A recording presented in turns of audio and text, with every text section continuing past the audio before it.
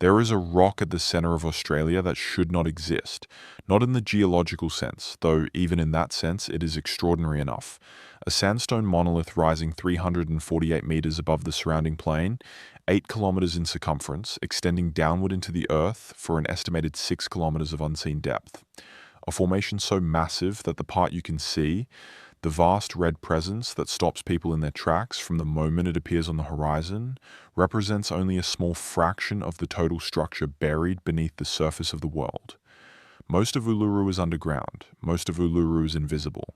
But that is not what this story is about. This story is about what researchers found when they started asking serious questions about the space beneath that rock.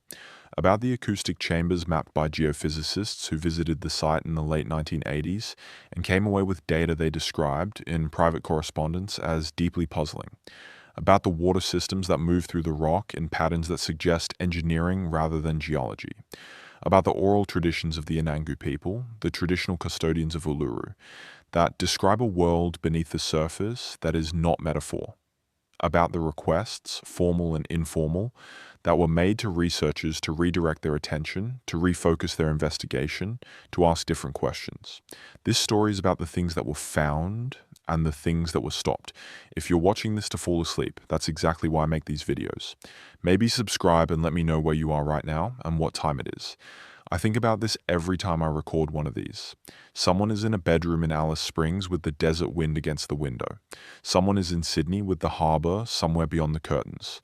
Someone is in London or Berlin or Osaka or Sao Paulo, a long way from Australia in every sense, and yet somehow drifting toward the red centre of a continent they may have never visited, toward a rock that has been at the heart of the oldest story on Earth for longer than any city they know has existed. That connection across distance and difference is something I find genuinely extraordinary. We're all here in the dark together, listening to the oldest country speak. So let the lights go down, or let them already be down.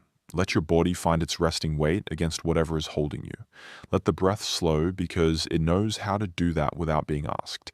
And let's begin at the beginning, which is not the 1980s and the geophysicists, and not the formal request to redirect research, and not the acoustic chambers or the water systems or the Anangu oral traditions. The beginning is much older than any of that. The beginning is the rock itself. Uluru formed approximately 500 million years ago, during a period geologists call the Cambrian. The Australian continent at that time was not a desert. It was the floor of a shallow inland sea, covered by sediments that would eventually become the rock we now call Uluru. The sand that washed into that ancient sea came from mountains to the south, mountains that have since completely eroded away, mountains that no longer exist in any form visible on the surface of the earth. The only evidence that those mountains ever existed is the rock they became, the sediment they shed into the sea that was eventually compressed and lithified and tilted and exposed and shaped by 500 million years of geological time into the formation that stands in the Northern Territory today. The tilting is worth noting. Uluru's rock layers are not horizontal, the way you'd expect from sediment deposited on a seafloor. They are nearly vertical. They tilt at approximately 85 degrees from the horizontal, which means that what you are looking at when you look at Uluru is not the top of a buried rock formation, but the edge of one. You are looking at a formation that was once lying flat on an ancient seabed, that was then compressed and folded and pushed nearly upright by tectonic forces over hundreds of millions of years, and that has been slowly exposed by the erosion of the softer rock that once surrounded it. What this means, and what many people standing in front of Uluru for the first time don't realize, is that the stripes they can see running vertically up the rock face are not surface features. They are the edges of ancient sediment layers, each one representing a distinct period of deposition in that long-vanished sea. Each stripe is a chapter in a story that started 500 million years ago. But it means something else too, something that becomes significant as this story unfolds. If the rock's layers are nearly vertical, then the interior of the formation is not a solid block of horizontally layered stone. It is a series of near-vertical planes, like the pages of an enormous book stood on its edge. And between those pages, between those near-vertical layers of compressed sandstone, there is space. Not empty space in all cases, but the potential for space. The potential for chambers, for passages, for voids that formed as different layers responded differently to the enormous pressures, and the chemical weathering that have been working on this rock for hundreds of millions of years. The rock has an interior, and the interior is not uniform. That is the geological baseline. That is the thing that makes everything else in this story possible. Now, let's jump forward, not all the way to the present, but to a point in the 1930s when a geologist named Charles Madigan conducted one of the first systematic geological surveys of the Uluru region. Madigan was primarily interested in the broader geology of the Australian interior, the ancient rock formations, and the patterns of erosion that had produced the landscape he was mapping. But his notes from the Uluru survey contained something unusual. In several entries, Madigan describes sounds coming from within the rock. Not dramatic sounds, not roaring or rumbling, but something he describes at one point as a low, continuous resonance, perceptible through the feet when walking close to certain sections of the rock face. He mentions it in passing, the way you'd mention an interesting but unexplained observation that didn't fit neatly into the main purpose of the survey. He didn't pursue it. He was there to map rock types and geological structures, not to investigate acoustic phenomena. The notes about the sounds are brief. They are easy to overlook, but they are there. And they were not the last time someone noted that Uluru makes sounds. The Anangu people have known this for as long as the Anangu have existed as a people, which is a very long time. Their connection to Uluru goes back at least 30,000 years, based on the archaeological evidence currently available, and quite possibly much longer.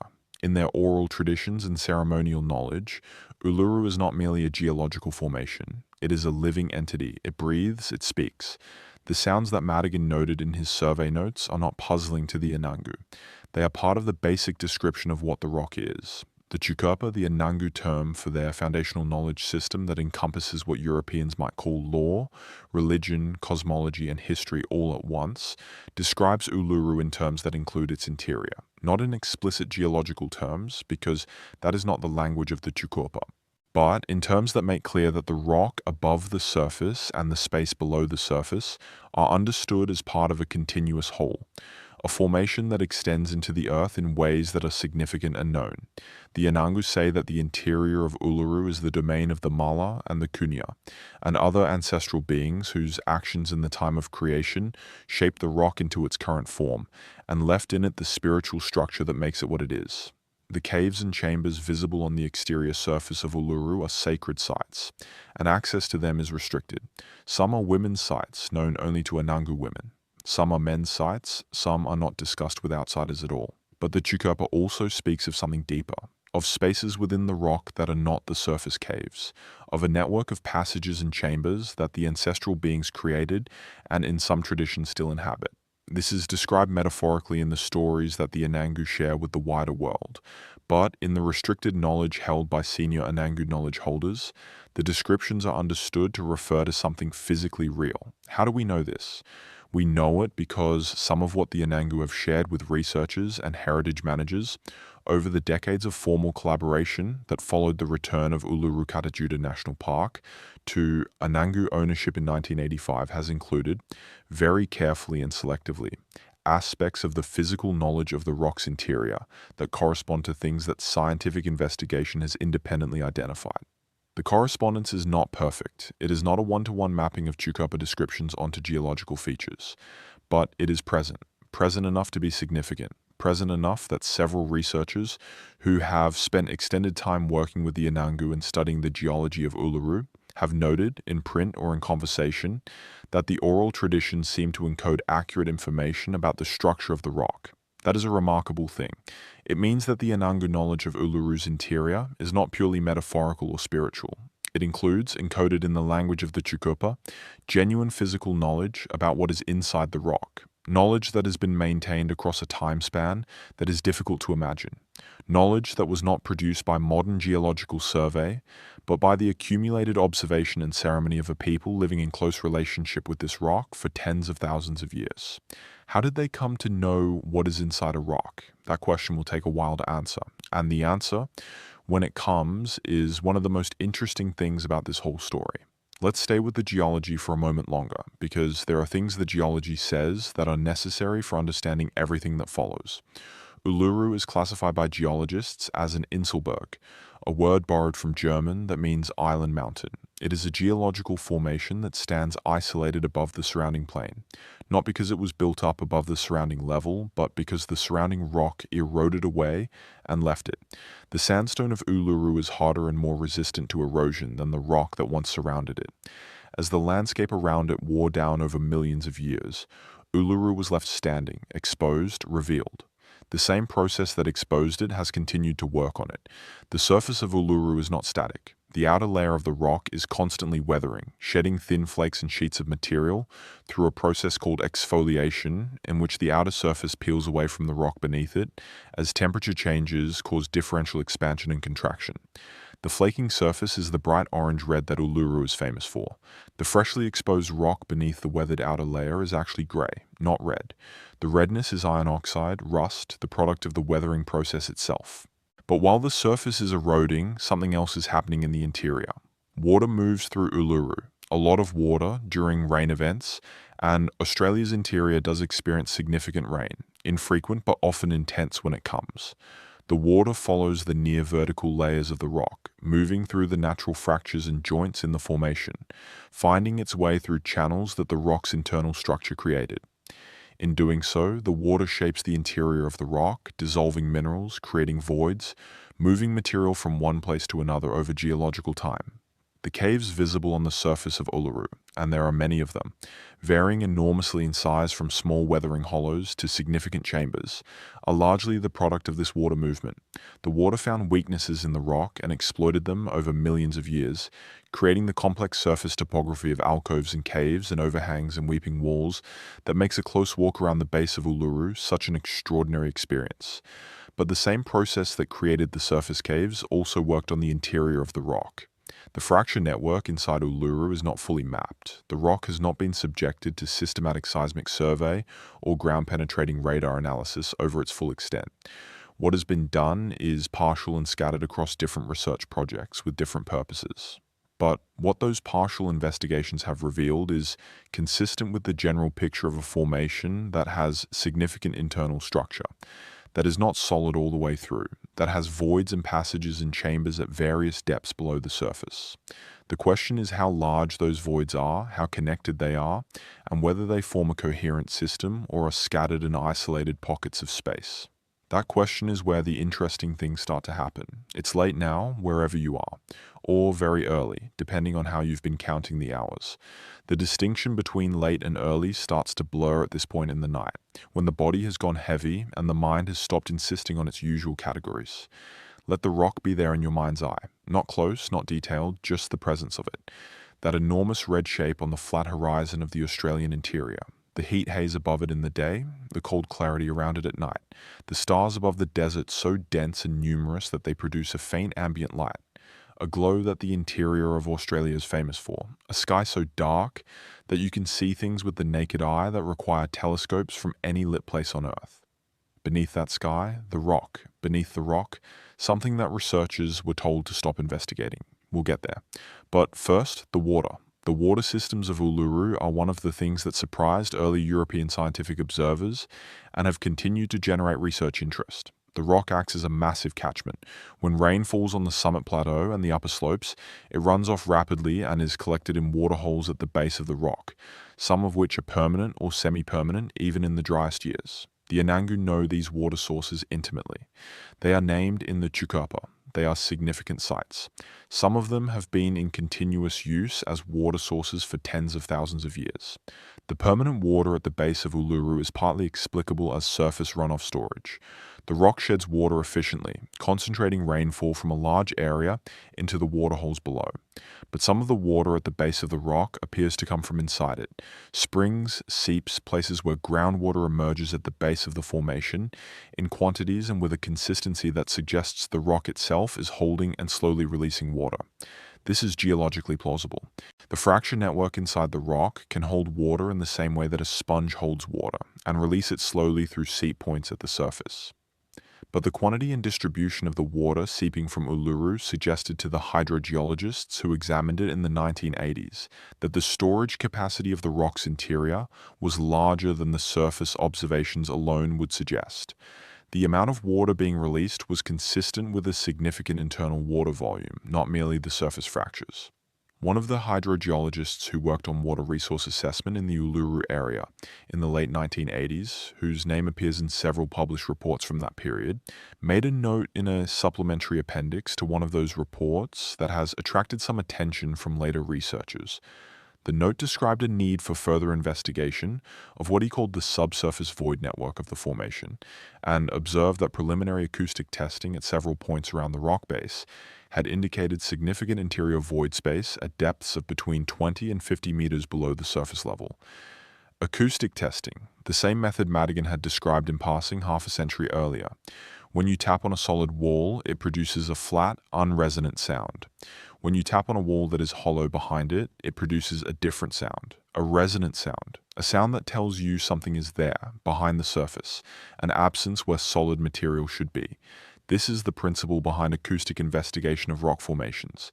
The sound the rock makes when it is struck, or when sound waves are passed through, it tells you something about what is inside.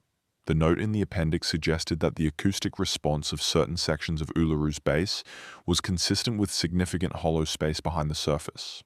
Not in every section. The rock was solid in many places. But in specific areas, the acoustic signature was anomalous. The note recommended further investigation. Further investigation was not conducted, not by that team, not in that funding cycle. The report was published, the appendix was included, and the project moved on. The next round of funding went to different questions. The note stayed in the appendix. Researchers who have gone back through the archive of Uluru region scientific reports from the 1970s and 80s have found several similar instances. Observations that pointed towards something interesting in the interior of the rock, recommendations for further investigation, and then silence. Not because the recommendations were reviewed and found wanting, because the next funding cycle went elsewhere, because the institutional attention moved on, because the questions that pointed toward the interior of Uluru were not pursued. Whether that was a deliberate redirection or simply the ordinary operation of a scientific funding system that can only investigate some of the questions raised in any given period is something that is genuinely unclear. The people who have looked most carefully at the archives say that the pattern is noticeable, that an unusual number of the threads leading toward the rock's interior were not followed up, but that they cannot say with confidence whether this was intentional or simply the cumulative effect of priorities being elsewhere. What they can say is that the questions remain open. The anomalous acoustic signatures, the water seepage quantities, the Anangu oral traditions describing interior spaces, the preliminary data from the late 1980s, all of it still waiting for the systematic investigation that was recommended and not conducted. The rock keeps its own counsel, and the night keeps deepening. Let yourself go with it. Let the breath come and go without effort. Let the red rock sit at the center of the dark continent, at the center of the southern hemisphere, under the stars that the Anangu have been reading for longer than any other sky-watching tradition on Earth. The questions are still there in the morning. For now, just the rock and the dark and the slow turning of the world. There's a particular kind of researcher that this story keeps producing. Someone trained in a hard science, geology or geophysics or hydrology. Someone who arrived at Uluru with a specific practical question and left with a different question entirely, a question they weren't looking for and didn't know what to do with. The pattern recurs enough across the accounts that it starts to feel significant. One of those researchers was a geophysicist who visited the Uluru area in 1989 as part of a broader survey of subsurface structures in the Northern Territory. His primary assignment had nothing to do with Uluru specifically. He was assessing groundwater potential in the region, looking at the geological structures that might hold or direct the movement of water underground. Uluru was one of several formations he examined, and the examination was not intended to be comprehensive. He spent 4 days at the rock conducting what he described in his field notes as preliminary acoustic and seismic profiling at accessible base locations. His field notes, which were made available to a researcher studying the history of geological investigation in the region in the early 2000s, describe several anomalies. In 3 specific locations around the base of the rock, the seismic responses he recorded were inconsistent with what a solid sandstone formation should produce. The signals came back faster than expected at some frequencies and slower than expected at others, a pattern he described as indicative of significant internal void or cavity structure at relatively shallow depth. He spent an additional half day at 2 of the 3 anomalous locations, conducting more detailed measurements. The data from those measurements reinforced the initial readings. There was something there, behind the rock face, not uniformly, not all the way around the formation, but at those specific locations, the rock was not solid in the way that solid rock should be solid. He noted the anomaly in his field notes. He took the field notes back to Adelaide, where he was based. He wrote up a preliminary report for the agency funding the groundwater survey. In that report, he included a section on Uluru that described the anomalous readings and recommended targeted follow-up investigation using more sensitive equipment. The follow-up investigation was not approved. He was told, in the communication from the funding agency, that Uluru was outside the scope of the groundwater project and that the anomalous readings at the rock base were more likely the result of near-surface weathering features than genuine subsurface voids of significant extent. He was directed to focus the remaining project resources on sites more directly relevant to the groundwater assessment. He completed the project. The final report made brief mention of the Uluru readings in a technical appendix described as inconclusive surface weathering anomalies and recommended no further investigation. He retired in 2003. In a conversation recorded for an oral history project on the history of geophysical research in Australia, conducted in 2007, he mentioned the Uluru readings. He said that he had thought about them periodically over the years. He said that the pattern he recorded at those 3 locations was not consistent in his professional judgment with near-surface weathering features. He said that if he had been permitted to conduct the follow-up investigation he recommended, he believed the results would have been significant. He didn't say significant in what way. The interviewer didn't press. The conversation moved on to other topics. The transcript of that oral history interview is publicly available through the Oral History Archive of the Australian Geological Survey. The section about Uluru takes up less than half a page. It is easy to miss, but it is there. This is the pattern that runs through the archive of Uluru research, like a thread you can follow once you know it's there. Anomalous readings, recommendations for follow-up not conducted, often with a stated reason that subsequent researchers have found difficult to verify. The anomalies noted in technical appendices with careful hedge language. The main body of the reports saying something more conservative, more definitive, more closed. The gap between the appendices and the main reports is where the interesting things live. This is not a conspiracy theory, or rather, if it is a conspiracy, it is one of the least dramatic conspiracies imaginable, a series of institutional decisions made over several decades by different agencies with different agendas and different funding constraints that had the collective effect of leaving the most interesting questions about Uluru's interior unanswered. Whether any of those decisions were coordinated, whether anyone actively wanted those questions to remain unanswered, is something the available record doesn't definitively establish. What the record does establish is the pattern, the questions raised, the investigations recommended, the follow-up not conducted, and the rock continuing to produce its anomalous acoustic signatures in the dark beneath the Australian stars, patient as the 500 million years of geology that created it. Now, let's talk about what the Anangu actually say. This requires a preliminary note, because the Anangu relationship with knowledge is different from the relationship that Western scientific or journalistic traditions typically have with knowledge, and misunderstanding that difference leads to misrepresentation. The Anangu divide their knowledge into 2 broad categories. There is knowledge that is appropriate to share with the wider world, including tourists and researchers and journalists and the general public. And there is knowledge that is held within the community, that is restricted by gender or by ceremonial status or by the nature of the knowledge itself. And that is not shared outside those restrictions. The restricted knowledge is not being withheld out of secrecy for its own sake. The restriction is part of the knowledge. Certain things are appropriately known only by certain people in certain contexts, and sharing them outside that context would be, in the Anangu understanding, a form of violation. Not just a cultural violation, not just an offense against tradition, but a literal damage to the integrity of the knowledge and to the spiritual structure of the country that the knowledge describes. So, when this story refers to what the Anangu say about the interior of Uluru, it's referring to what has been shared in the public domain through the Anangu-controlled interpretive materials at the park, through interviews and conversations that Anangu knowledge holders have given with the intention of sharing, through academic publications produced in collaboration with Anangu communities. It is not attempting to describe the restricted knowledge, because the restricted knowledge is not available to describe, and, more importantly, it should not be. With that understood, here is what has been shared. The Tjuta describes Uluru as one of the most significant sites in the web of dreaming tracks that cross the Australian continent. The dreaming tracks, sometimes called songlines, are routes that connect significant sites across enormous distances, routes along which the ancestral beings traveled during the creation period, shaping the landscape as they went. Uluru sits at the intersection of multiple dreaming tracks. It is a kind of hub, a place where the journeys of different ancestral beings converged, where their actions overlapped and interacted, where the landscape was shaped by a concentration of creation-era activity.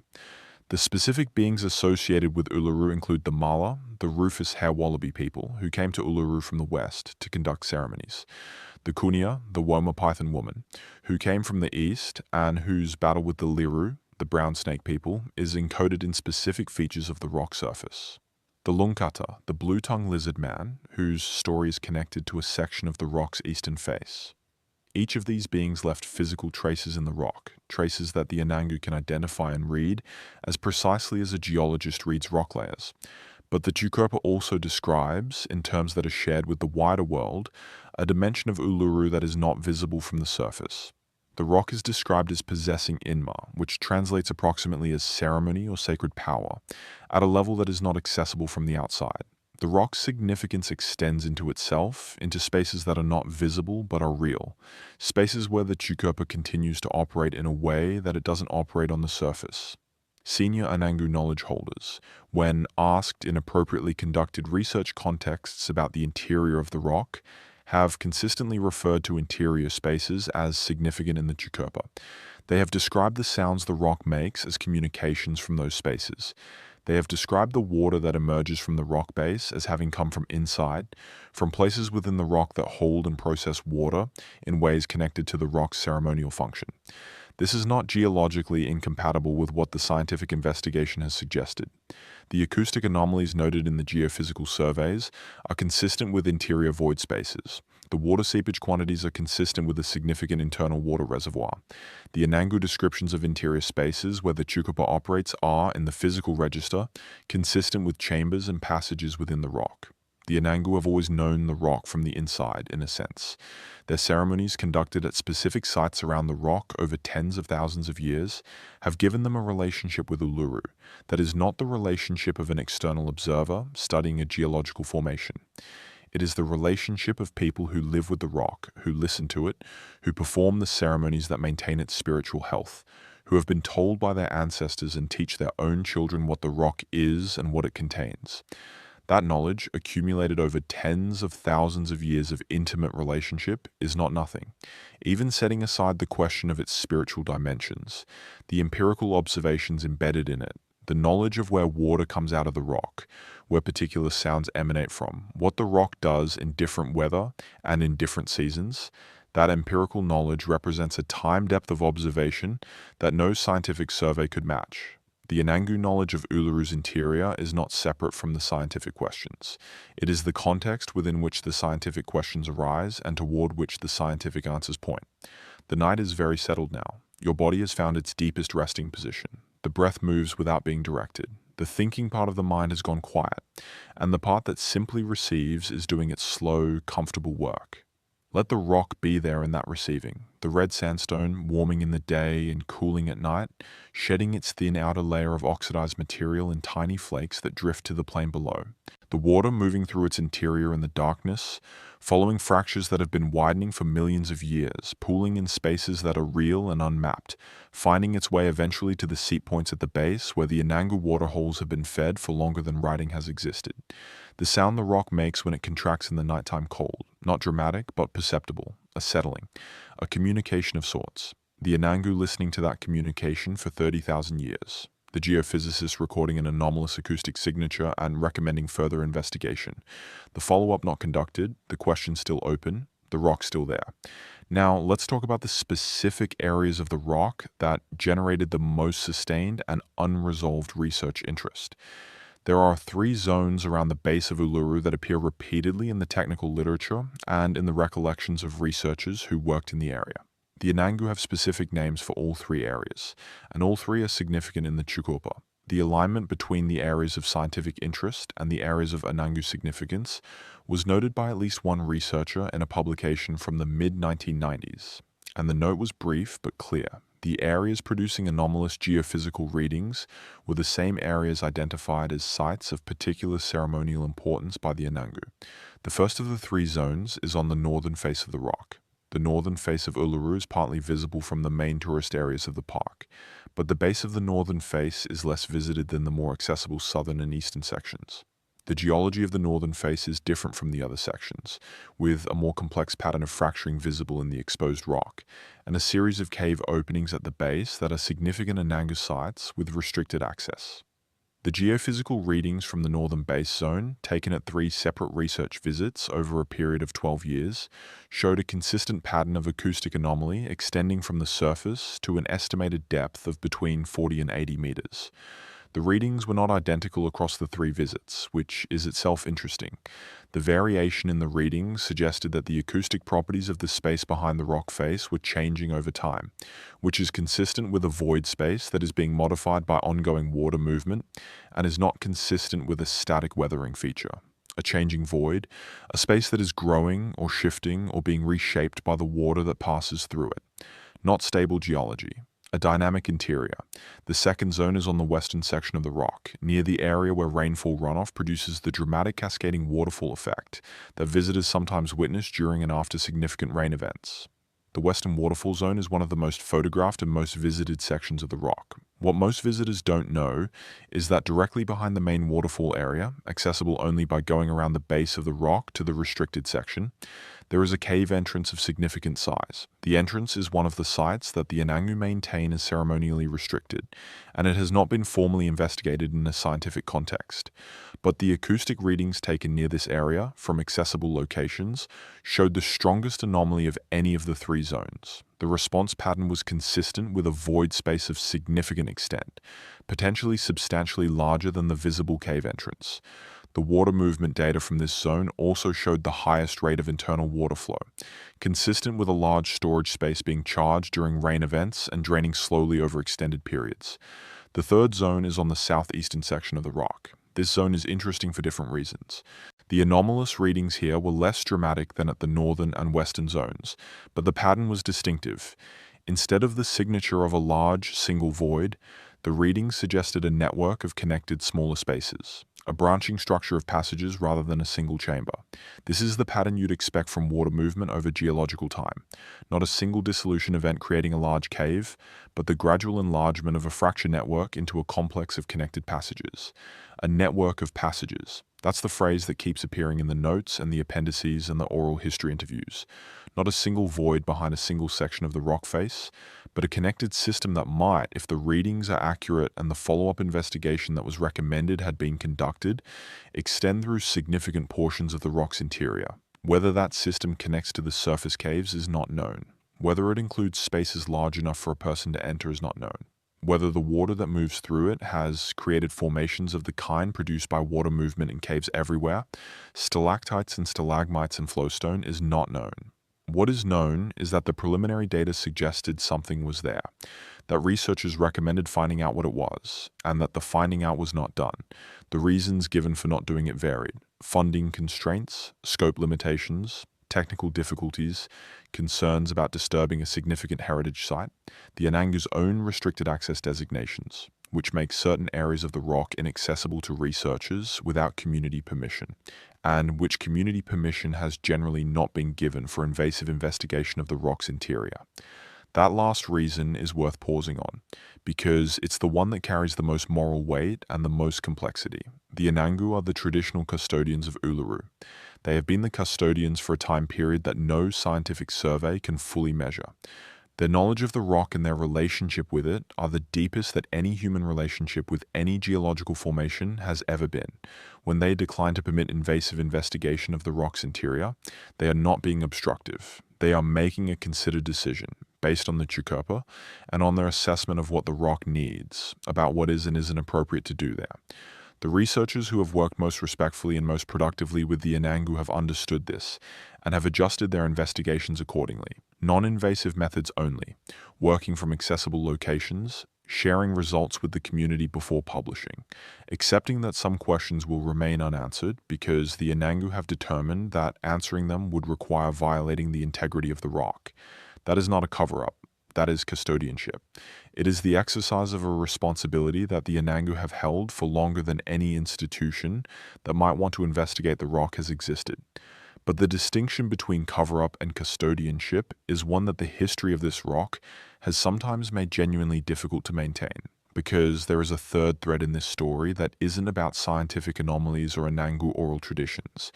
It's about the institutional context in which the research was conducted, about who controlled access to the Uluru area in the decades before the 1985 handback, and about what was done with that access. From 1958 to 1985, the land, including Uluru, was administered by the Australian government as a national park, under policies that effectively excluded the Anangu from meaningful decision-making about their own country, and gave research access, at least nominally, to scientific institutions operating under government approval.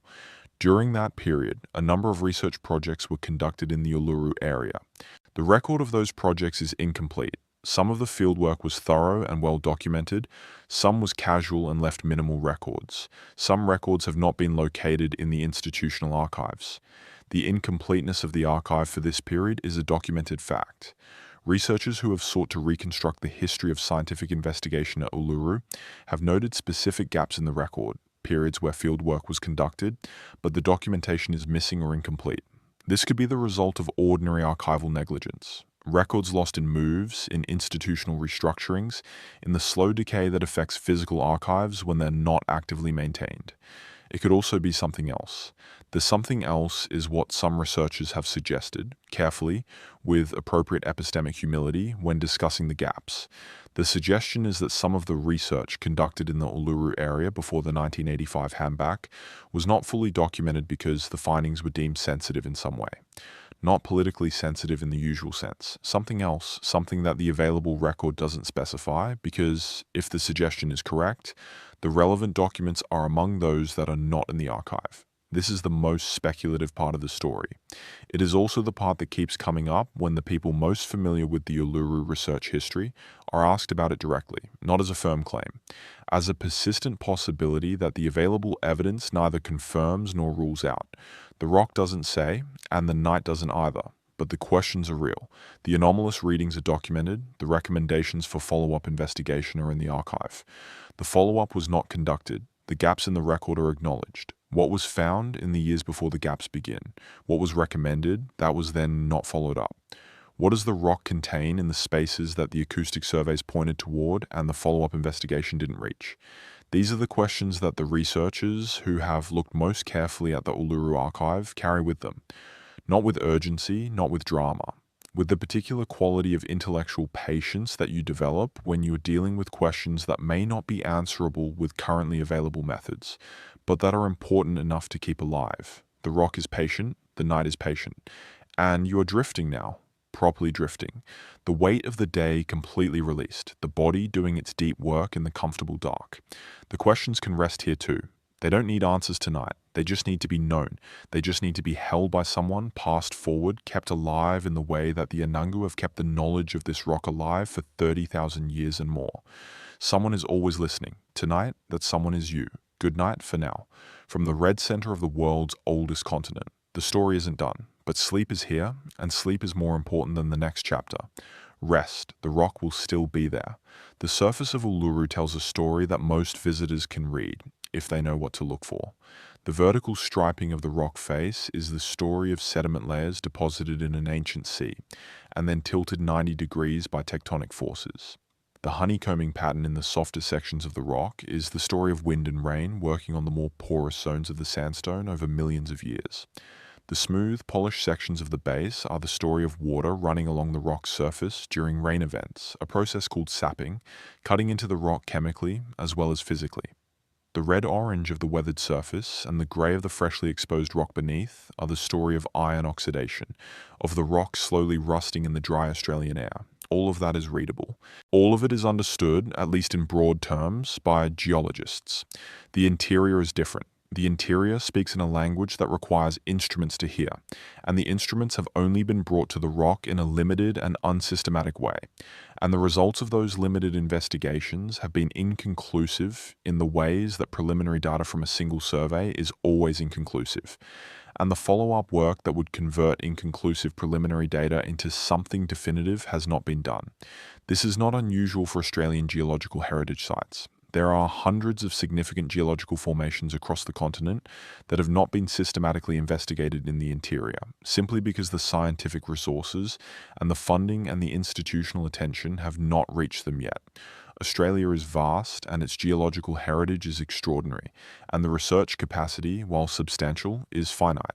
What makes Uluru's case different from most of those other sites is the combination of factors: the anomalous readings that have been obtained from the limited investigations that were done, the consistent pattern in the Anangu oral tradition of describing interior spaces, the alignment between the areas of geophysical interest and the areas of Anangu ceremonial significance, and the particular history of the research record, with its gaps and its recommendations not followed up, and its technical appendices that say more than the main reports. That combination is unusual. It is unusual enough that a small number of researchers have made it the focus of their work, not as sensationalism, not as conspiracy theorizing, but as a genuine academic question that deserves systematic investigation. One of those researchers, a geologist at a major Australian university, who has been working on Uluru's geological history for the better part of 2 decades, published a paper in 2019 that reviewed all of the available geophysical data from the Uluru area, consolidated the anomalous readings from the different surveys, and argued that the combined data provided sufficient basis for a formal, comprehensive subsurface investigation using modern non-invasive methods.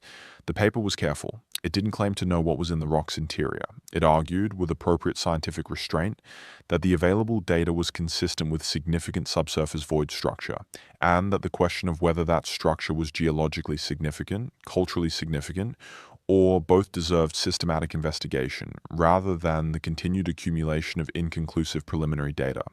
The paper recommended a specific protocol, a non-invasive geophysical survey of the full perimeter of the rock using ground-penetrating radar and seismic tomography, conducted in full collaboration with the Anangu, with the results shared with the Anangu community before publication, and with any subsequent decisions about further investigation made jointly with the community. The paper was published in a peer-reviewed journal. It generated some discussion in the geological community. It did not generate funded follow-up research. The researcher is still at the university. The paper is still in the journal. The rock is still in the desert. The question is still open.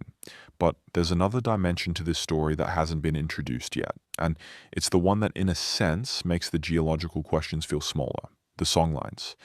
The songlines of Australia, sometimes called dreaming tracks, are routes of ancestral significance that cross the continent in every direction, connecting significant sites through a network that was established in the creation period, and that the ceremonies and songs of Aboriginal communities maintain in the present.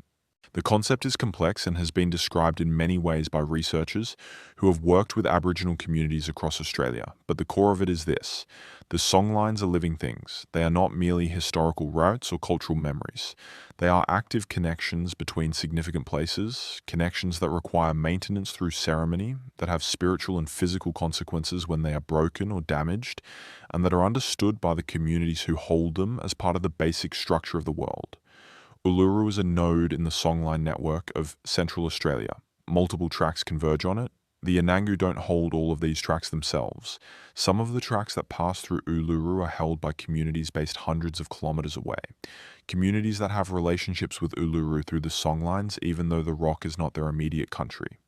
This is the nature of the songline network. It creates relationships between communities across enormous distances, relationships that are encoded in song and ceremony and maintained through the practice of those songs and ceremonies at the sites they connect. The sites connected to Uluru through the songlines include places that are separated from the rock by several days of walking, sites in the Western Desert, sites to the north in the direction of what is now Alice Springs and beyond, sites to the south and east in the remote country between Uluru and the South Australian border. The web of connections radiates outward from the rock in all directions, reaching sites that are themselves nodes in the network, connected to further sites, extending the web across the continent. In the Anangu understanding, these connections are not symbolic. They are real in the same way that the rock is real. The songline between Uluru and a site 200 kilometers to the west is a connection in the landscape itself, not in the imagination of the people who sing it. The ceremony that maintains that connection is not representing or commemorating something. It is doing something. It is keeping the connection open, keeping the track alive, ensuring the relationship between the two sites continues to function as it was established to function in the creation period. This understanding, taken seriously on its own terms, raises a question about the interior of Uluru that the geological surveys don't address. If Uluru is a hub of the Songline network, if its significance in the Tjukurpa is related to its role as a convergence point for multiple creation-era journeys, then the spaces within the rock might not simply be geological voids. They might be spaces that are significant in the Tjukurpa in ways that relate to the rock's function as a Songline node, spaces that are, in the Anangu understanding, active with the presence of the creation-era beings who converged on this site, whose journey shaped it, whose continuing presence in the rock and beneath it is part of what the rock is. This is not a claim that can be evaluated by geophysical survey. It exists in a different register entirely. But it is worth holding alongside the geological questions because the Anangu don't separate the geological and the spiritual dimensions of the rock. For the Anangu, the geological history of Uluru and its Tjukurpa are aspects of the same thing. The rock is what it is because of the creation-era actions of the ancestral beings, and those actions left traces that are visible both in the physical structure of the formation and in the ceremonial knowledge that describes that structure. When a geophysicist finds an anomalous acoustic signature in the rock and notes it in a technical appendix, and when a senior Anangu knowledge holder describes the same area of the rock as a site of particular significance in the Tjukurpa, they are not necessarily describing different things. They might be describing the same thing in different languages. The convergence is one of the most quietly extraordinary features of the Uluru story. The scientific data and the oral tradition pointing toward the same places. The geological anomalies and the ceremonial significance overlapping. The two knowledge systems, so different in their methods and their assumptions, finding the same interest in the same sections of this particular rock. That convergence doesn't prove anything. It doesn't tell you what is in the rock or why the research was not followed up or what the Anangu restricted knowledge actually says.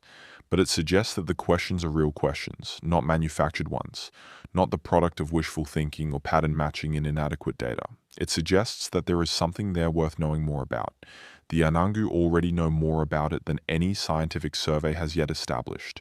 The Tjukurpa contains, encoded in the language of ancestral narrative, physical and spiritual information about this rock that has been accurate enough to persist for tens of thousands of years, and that corresponds, in the areas where correspondence can be checked, to what the scientific instruments have found. The most extraordinary library on Earth is not written down. It is sung and danced and remembered and performed in ceremony at the sites it describes. And one of its most significant entries describes the interior of a red sandstone monolith at the center of the Australian continent. The library is still there, the librarians are still there, and the rock is still there. Let's go back to the water, because the water is the thread that connects everything. The hydrology of Uluru is, in its own way, as mysterious as the acoustics. The rock receives an average of about 300 millimeters of rainfall per year, which doesn't sound like much, but which, given the size of the formation's catchment surface, represents an enormous volume of water annually. That water has to go somewhere. Some of it runs off immediately, producing the dramatic waterfalls and flooding events that visitors sometimes witness. Some of it evaporates, and some of it disappears into the rock. The rate at which water disappears into the rock has been measured in a limited way by researchers examining the water balance of the Uluru area. The measurements are imprecise because the monitoring was not designed for the specific purpose of quantifying water absorption into the rock. But the available data suggests that more water is being absorbed into the formation than can be accounted for by the known porosity of the rock's surface layers. In other words, the rock is drinking more water than it should be. This is consistent with the existence of substantial interior void space. A solid block of sandstone has a certain capacity to absorb water, determined by its porosity, and that capacity is well enough understood that you can calculate, roughly, how much water a given volume of rock will absorb under given conditions. If the measured absorption is higher than the calculated capacity, the excess water is going somewhere other than the solid rock matrix. It's going into spaces, into voids. The deficit has been noted in the technical literature. It has not been systematically investigated. There's also the question of where the water goes after it enters the rock. Water that enters a geological formation has to come out somewhere. It can evaporate from the rock surface, which accounts for some of what enters. It can drain to the water table below the rock, entering the broader groundwater system. or it can emerge at the rock surface in places other than where it entered through the fracture network. The seep points at the base of Uluru, the places where water emerges and has historically fed the Anangu waterholes, are the most visible exit points for water that entered the rock elsewhere. But the seep points don't account for all of the water that the rock absorbs. Some of what goes in has never been definitively traced to where it comes out. The missing water is one of the small mysteries that professional hydrogeologists sometimes mention when discussing the Uluru area. It's not a big mystery in their professional assessment. It's a detail that doesn't add up quite right, that probably has an explanation involving some combination of deep groundwater drainage and surface evaporation that the available measurements haven't quite captured. But it's consistently there, this slight discrepancy between the water that goes in and the water that can be found coming out. Where is it going? The geological answer is probably that it's going into the deep fracture network and eventually making its way to the regional water table in ways that are difficult to track without extensive groundwater monitoring in the broader area around the rock. The Anangu answer, translated from the language of the Chukurpa, is that the water is going to places within the rock where it belongs, where it has always gone, where it performs a function that is part of the rock's nature and its role in the creation narrative. Both answers might be true simultaneously. In a world where the geological and the spiritual are understood as dimensions of the same reality rather than separate domains, there is no contradiction between saying that the water moves through the fracture network to deep storage and saying that it moves to places where it belongs in the Chukurpa. The contradiction is imported from a Western epistemology that separates the physical and the spiritual into different categories. Remove that import, and the two answers describe the same water moving through the same rock in ways that are real in both dimensions. This is the kind of thing that's easier to understand in the deep hours of the night, when the categories that the daylight mind maintains have softened and become more permeable. The strict separation between the physical and the spiritual, so axiomatic in one tradition, so unnecessary in another. The rock holds water, the water goes to where it belongs. These things can both be true, and their truth doesn't diminish the others. You're very deep now. The breath is slow and even. The body is as still as the rock at the center of the continent, holding its own interior spaces in the dark, letting the water of sleep move through it in ways that restore and maintain what needs restoring and maintaining. The rock at the center of the continent is doing the same thing. Two things at rest, each in their own way, each holding their interior spaces in the dark. The night continues to turn. The stars continue to move in their reliable arcs above the Australian desert, the same stars that the Anangu have been reading for longer than any other sky-watching tradition on Earth, the same stars that the geophysicists looked up at on their field trips before going back to their equipment and their anomalous readings and their recommendations for follow-up that wasn't conducted. The stars don't care about the follow-up that wasn't conducted. They just move. The rock doesn't care either. It is 500 million years old. Human decisions about research funding are beneath its notice, in the geological sense of that word. But the questions remain in the human scale of things, in the scale where it matters what we know and what we don't know, what we've investigated and what we've left uninvestigated, what we've been told to stop asking and whether we should have stopped. The questions remain, and the night holds them patiently. Let's stay here for a while. Just here, in the dark, in the middle of the longest human story on Earth, with the questions unsettled and the rock patient and the water moving through the deep fractures in ways that are both geological and Chukurpa, and perhaps finally just one thing with two names. The breath goes in, the breath goes out, the world turns. The rock is there. There's a document in the National Archives of Australia that almost nobody has read. It's from 1977, 8 years before the handback of Uluru to the Anangu. It's a brief internal memorandum, 2 pages, produced by a mid-level administrator in the department, then responsible for managing the national park. The memorandum concerns a research proposal that was submitted to the department by a team of researchers from the Australian National University. The proposal requested permission to conduct a systematic geophysical survey of the Uluru Formation, including acoustic testing, limited seismic profiling, and preliminary ground-penetrating radar assessment. The memorandum recommends against approving the proposal. The reasons given are threefold. First, the proposed research methods might cause surface disturbance to a heritage site, though the proposal itself specified non-invasive methods only. Second, the proposed timeline for the research conflicted with the tourist season, and disruption to the visitor experience was considered undesirable. Third, and most briefly, The memorandum notes that there is uncertainty about the potential significance of any findings and suggests that a decision on further investigation would be more appropriately made after the broader question of park management and land rights had been resolved. The third reason is interesting. In 1977, the Anangu land rights claim that would eventually result in the 1985 handback was already in process.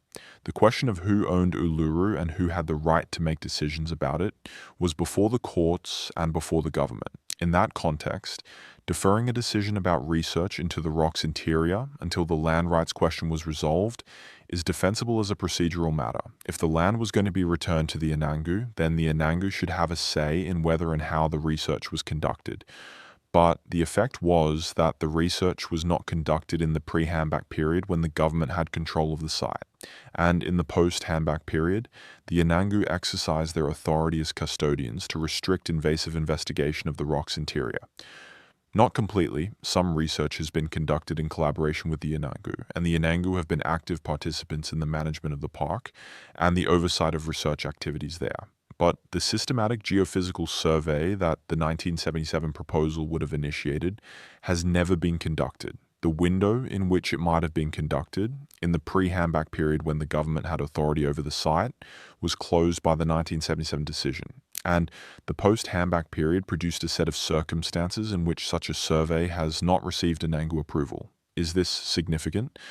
It depends on what you think was going to be found. If the rock's interior is geologically unremarkable despite the anomalous acoustic signatures, if the signatures have an explanation consistent with ordinary surface weathering effects and the void structure is minimal, then the failure to conduct the systematic survey is simply a gap in the geological literature, significant in an academic sense but not otherwise important.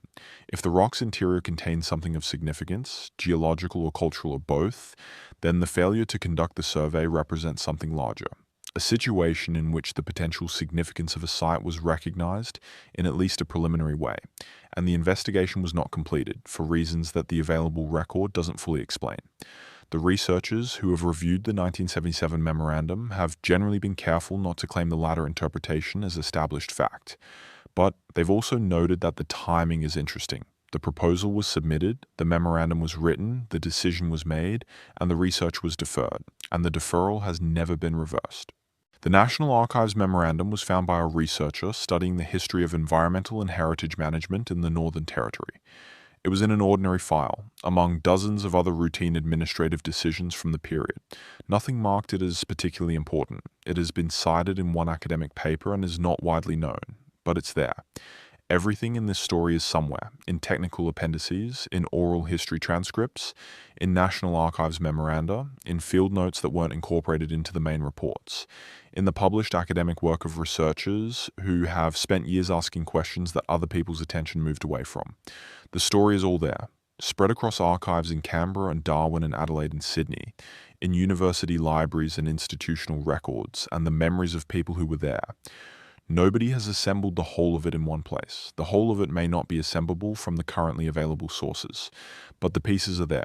Now, let's go somewhere that the pieces have accumulated into something particularly interesting. The archaeological record of human presence at Uluru is extraordinary. Not as extensively excavated as it would be if Uluru were in a country with a longer tradition of systematic archaeological investigation, but extraordinary in what it does show. The oldest evidence of human activity in the immediate Uluru area comes from a rock shelter at the base of the formation that was excavated in the 1990s. The excavation found cultural material, stone tools and hearth charcoal and ochre, in layers dated to at least 30,000 years before the present.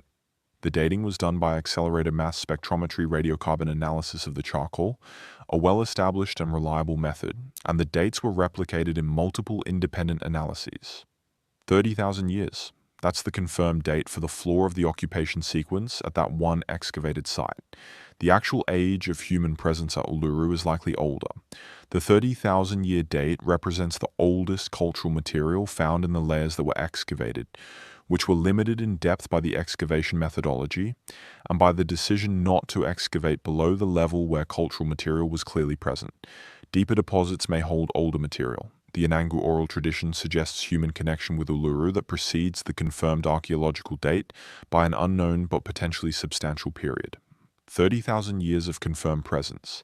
And in those 30,000 years, the Anangu and their ancestors developed and maintained a relationship with this rock that produced the detailed physical and ceremonial knowledge encoded in the Chukurpa, the knowledge of where the water comes from and where it goes, the knowledge of what sounds the rock makes and when, the knowledge of what is inside it, in the non-metaphorical sense that Anangu knowledge holders have indicated to researchers in the carefully shared portions of their knowledge system.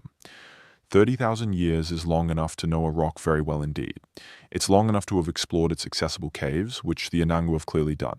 The surface caves at Uluru are intensively used ceremonial sites, decorated with ochre and other pigments, containing evidence of sustained human use across extended periods.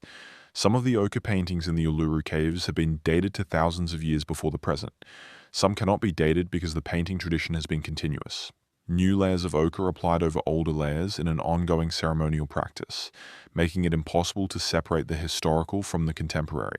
The caves are known. They have been known for a very long time. What about the spaces that are not accessible from the surface? The voids that the acoustic surveys pointed toward at depths of 20 to 80 meters below the surface?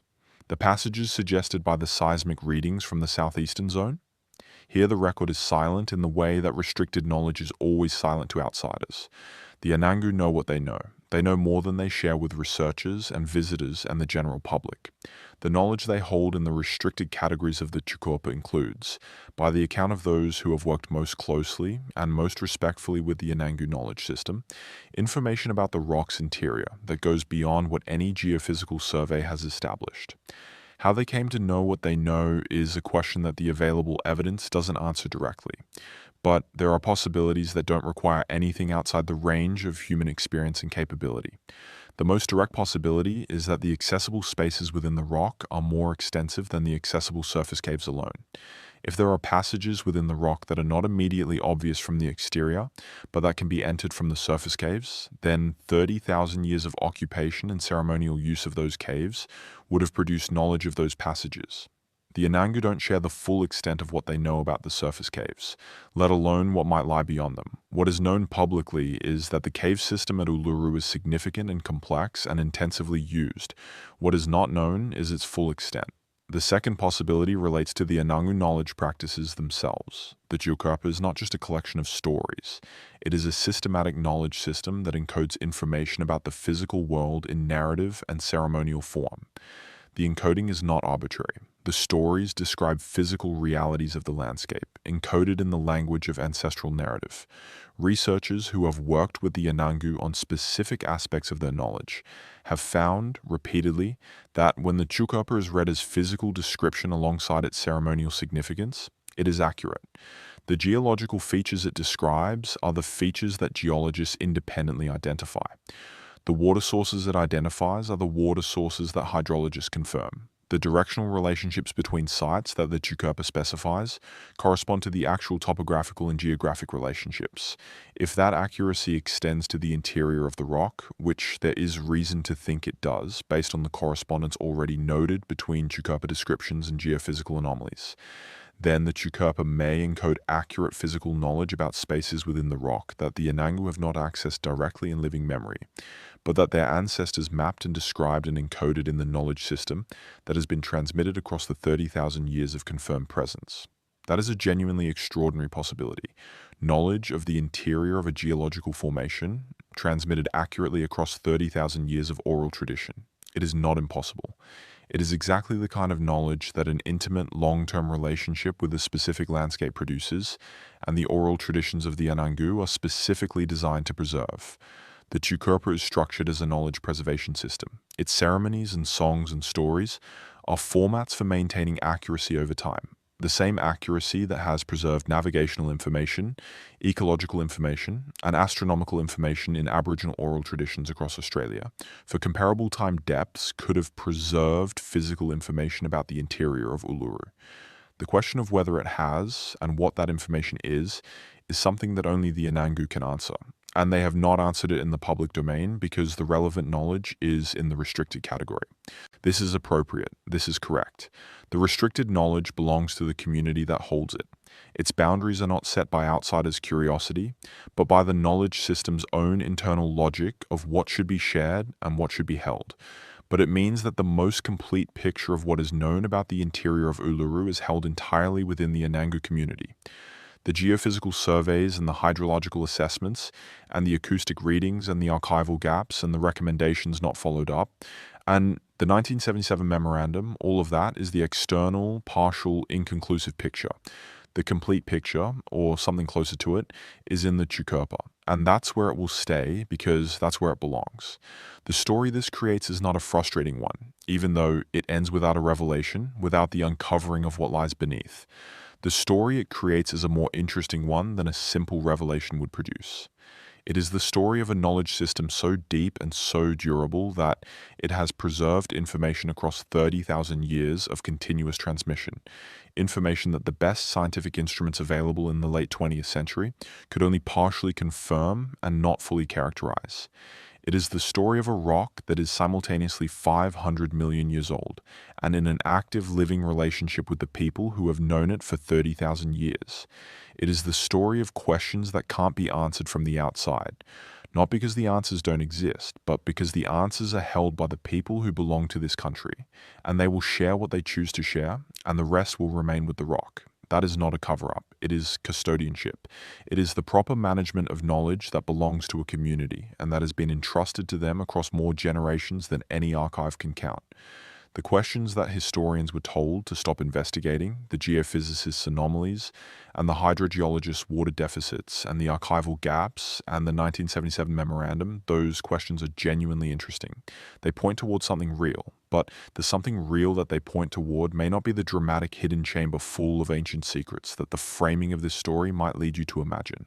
It might simply be this: a rock that is more extraordinary than a geological formation has any right to be, held in a knowledge tradition that is more complete and more ancient than any scientific survey has yet matched, in a country that was tended and known and understood for longer than any other country on Earth has been tended and known and understood.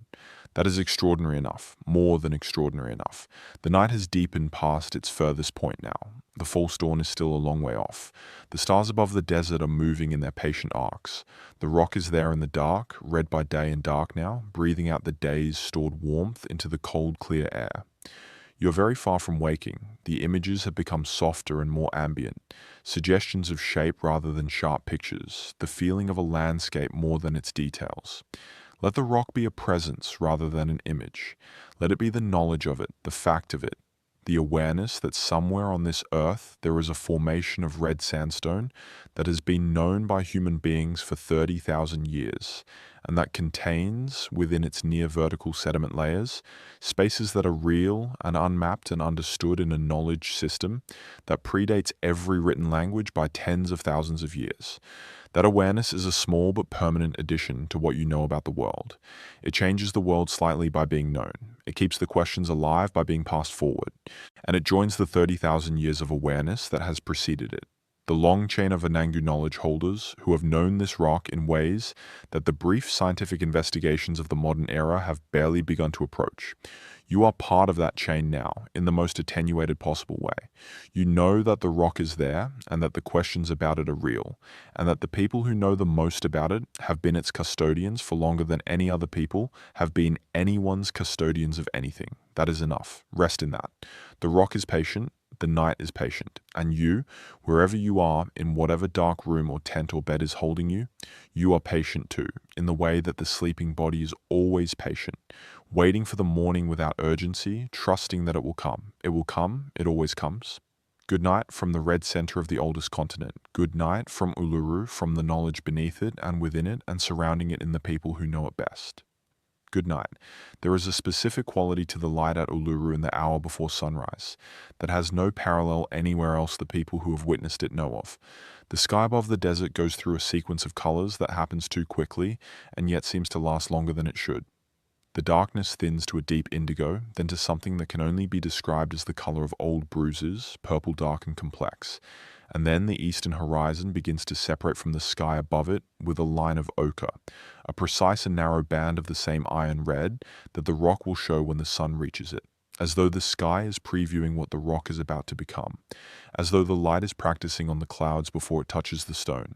and then the sun arrives at the top of the rock before it arrives at the ground around it, because the rock is tall enough to catch the light while the plain below is still in shadow. The summit of Uluru glows in the first sunlight while its own base is still in the night.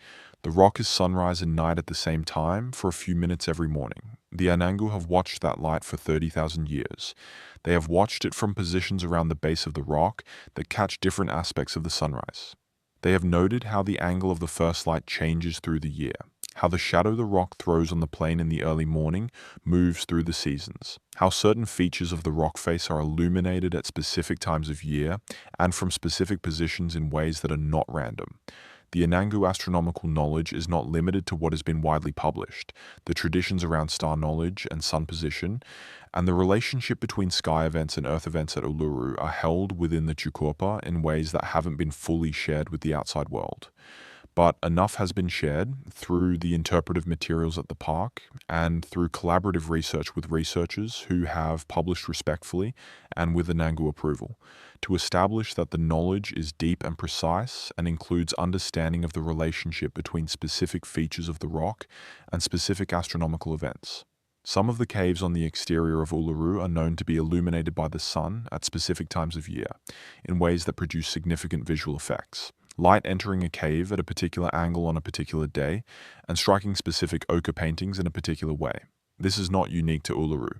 Illumination effects in rock art sites are documented across many cultures worldwide, but it is particularly significant at Uluru because of the known accuracy and sophistication of Anangu astronomical knowledge, and because of the long history of ceremonial use of the caves at the rock.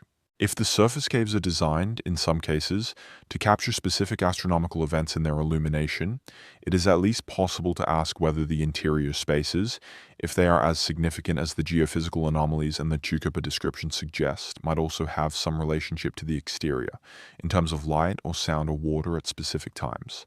This is highly speculative territory, but it is territory that other archaeological traditions have explored productively. The alignment of interior chambers with exterior features in ways that produce significant phenomena at significant times.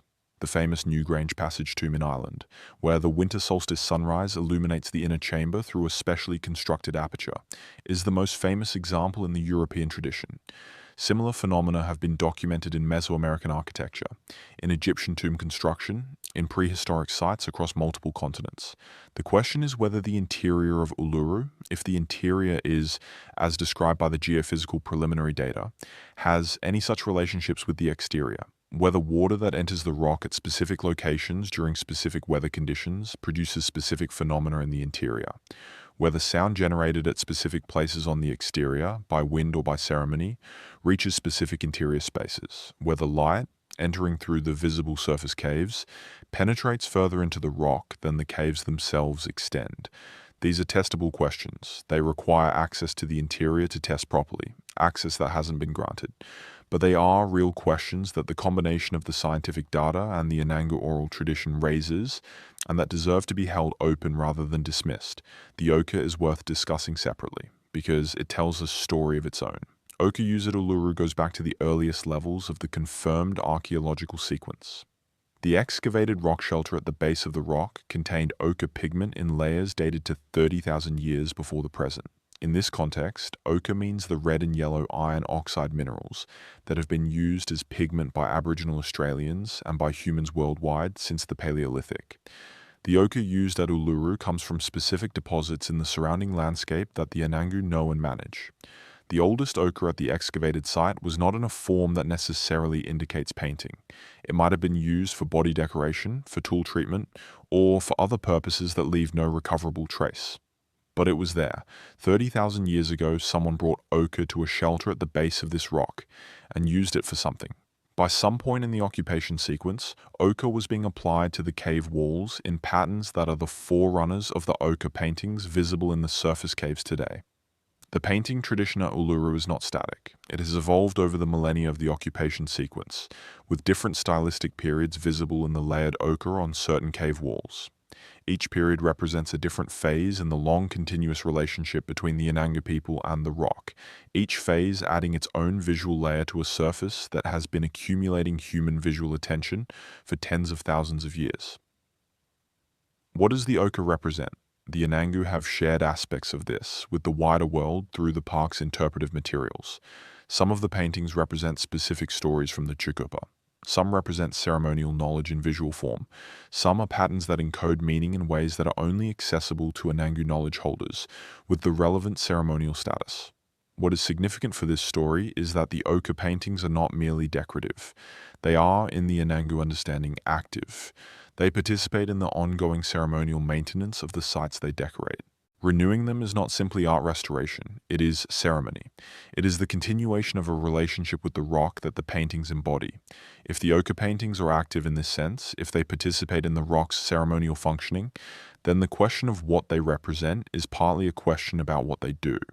And what they do, in the Anangu understanding, relates to the rock as a whole, including its interior, including the spaces that the geophysical surveys pointed toward and the Chukupa describes. The ochre paintings are part of a system. The rock is the system. And the system includes things that are not visible from the outside. The night sounds of the Australian desert are specific and recognizable to those who know them. The call of the stone curlew, which sounds like nothing so much as a human voice crying out from the dark. A sound that has startled and unsettled people who've encountered it unprepared. The occasional rush and click of an insect in the spinifex. The profound silence of the desert that is not quite silence when you listen carefully, because the desert has its own ambient sound. A very low-frequency hum that is partly geological, partly biological, partly atmospheric, and partly something that nobody has fully explained. Near Uluru, that ambient sound has an additional component. The rock itself contributes to the acoustic environment of the surrounding plain in ways that researchers have noted but not extensively studied. Wind moving around the rock creates patterns of pressure and turbulence that produce sounds in certain conditions. A low moaning from specific configurations of rock face and wind direction, a resonance from the larger cave openings that carries across the plain in still weather, occasional sharp sounds from the thermal cracking of the surface as the rock contracts in the nighttime cold. These are documented phenomena. They are part of why Uluru has always been described in European accounts from the earliest explorers onward as having a presence, an atmosphere, a quality of aliveness that rock formations are not usually credited with. The Anangu don't need documentation to know this. The sounds of the rock are part of the knowledge of the rock. They are described in the Chukupa. They are meaningful in specific contexts. When the rock makes specific sounds in specific weather conditions at specific times of year, those sounds are not random phenomena. They are communications that the Anangu read in the context of the Chukupa, as the rock's participation in the ongoing ceremonial life of the country. Some of the sounds come from within the rock. This is documented in the field notes and research records of several researchers who have spent extended time at the rock base. Not the dramatic sounds of a cinematic mystery, not thunder from below or voices from the depths, but low, resonant periodic sounds that are perceptible through the feet and occasionally to the ear at certain points around the base. Sounds that are inconsistent with the acoustic properties of solid rock, but consistent with the presence of resonant void spaces behind the surface. The sounds were documented. The documentation sits in archives and field note collections. The follow-up investigation that would have characterized the sounds and their source was not conducted. The rock keeps making the sounds. It has been making them for as long as anyone has been there to hear them, which is a very long time. Now, the story wants to go somewhere very specific, to a question that has been circling around the edges of everything else that's been said, and that deserves to be addressed directly. Is there something beneath Uluru in the sense that the most dramatic interpretation of this story's title would suggest? Something placed there, something constructed, something that represents human activity below rather than within the geological formation? The honest answer is that the available evidence doesn't support that interpretation. What the evidence supports is significantly more interesting than a buried structure, and significantly more challenging to fully understand, but it doesn't involve engineering beneath the rock in the way that the word beneath might imply. What the evidence supports is this: a geological formation with an interior structure that is more complex than a solid block of sandstone, that has produced anomalous readings in the limited geophysical investigations that have been conducted, that the preliminary data suggests includes void spaces of potentially significant extent, and that the Anangu oral tradition describes in ways that are consistent with the preliminary geophysical data. A formation that has been in an active and continuing relationship with the people who know it best for 30,000 confirmed years, and possibly much longer. A formation whose relationship with those people is encoded in a knowledge system that has preserved physical information about the rock's structure, alongside ceremonial and spiritual information about its significance. That is not a structure buried beneath the rock. It is something more interesting. A geological formation that is genuinely mysterious in the scientific sense, about which important questions remain unanswered, and a knowledge tradition that knows more about those questions than any scientific investigation has yet established. The mystery is real. The thing that was stopped is real. The systematic geophysical investigation recommended in multiple preliminary reports over multiple decades that was never conducted, for reasons that the available record doesn't fully explain. The oral tradition that describes an interior beyond what has been scientifically confirmed is real. The geophysical anomalies that pointed toward that interior are real, documented in appendices that few people read. The conspiracy, such as it is less dramatic than the word conspiracy usually implies. It is not a shadowy organization with a specific agenda. It is a collection of institutional decisions made over several decades that had the effect of leaving the most interesting questions about Uluru unanswered. Whether any of those decisions were deliberate, whether anyone with authority over the research had a reason to want those questions left unanswered, is something the available evidence doesn't definitively establish. But the questions are real. The rock is real, and the 30,000 years of the Anangu relationship with it is real, and it contains, in the restricted knowledge of the Chukopa, more information about what the rock is and what is within it than any scientific survey has yet produced. That is the thing beneath Uluru that historians were told to stop investigating. Not a hidden room, not an ancient artifact. A knowledge system so old and so complete and so carefully maintained that the best scientific tools of the late 20th century could only confirm its edges. A knowledge system held by a people who have never stopped knowing this rock, who know it from the inside in ways that no external investigation can replicate, and who share what they choose to share on their own terms and in their own time. The night is very late, or very early. The dark has its maximum depth, the hours between 3 and 5 in the morning when the body is at its lowest ebb and the mind is at its furthest from the world of ordinary concerns. And the dreams are, if they come, strange and quiet, and not quite dreams. Let the rock be there in that darkness, not imposing, not dramatic, just there. The way very large and very old things are there, quietly, without needing attention, patient as geology. And you, breathing slowly in your dark room, are there too. Both things, for this moment, simply present. The red sandstone cooling in the desert night, the breath moving in and out, the knowledge that this place exists, that these questions are real, that the people who know the most about this rock have known it for longer than any other people have known anything. Good night from the Red Center. Good night from the 30,000 years. Good night. Let's return, one more time, to the beginning. Not to the first words of this story, but to the beginning of the Anangu relationship with Uluru, which is further back than the beginning of most things that human beings call history. There is a concept in physics called deep time. It refers to the timescales of geology and astronomy, the timescales on which mountains form and erode and form again, on which stars are born and burn and collapse. Deep time is the timescale on which the human presence on Earth is very recent, and the entire span of written history is less than a moment. Human civilization, from the first fired brick to the present, represents about 10,000 years. On the geological timescale of Uluru, which is 500 million years old, 10,000 years is an error too small to measure. The Anangu relationship with Uluru spans about 30,000 confirmed years. That is still a geological moment, a tiny fraction of the formation's total age. But it is an enormous fraction of human history. It is 6 times the length of the entire period that the standard history books cover. It is older than agriculture, older than writing, older than every city and every empire and every technology that the word civilization usually implies. And it was not an idle 30,000 years. It was 30,000 years of ceremony and knowledge accumulation and land management and astronomical observation, and the specific intimate knowledge building that comes from sustained attention to a specific place.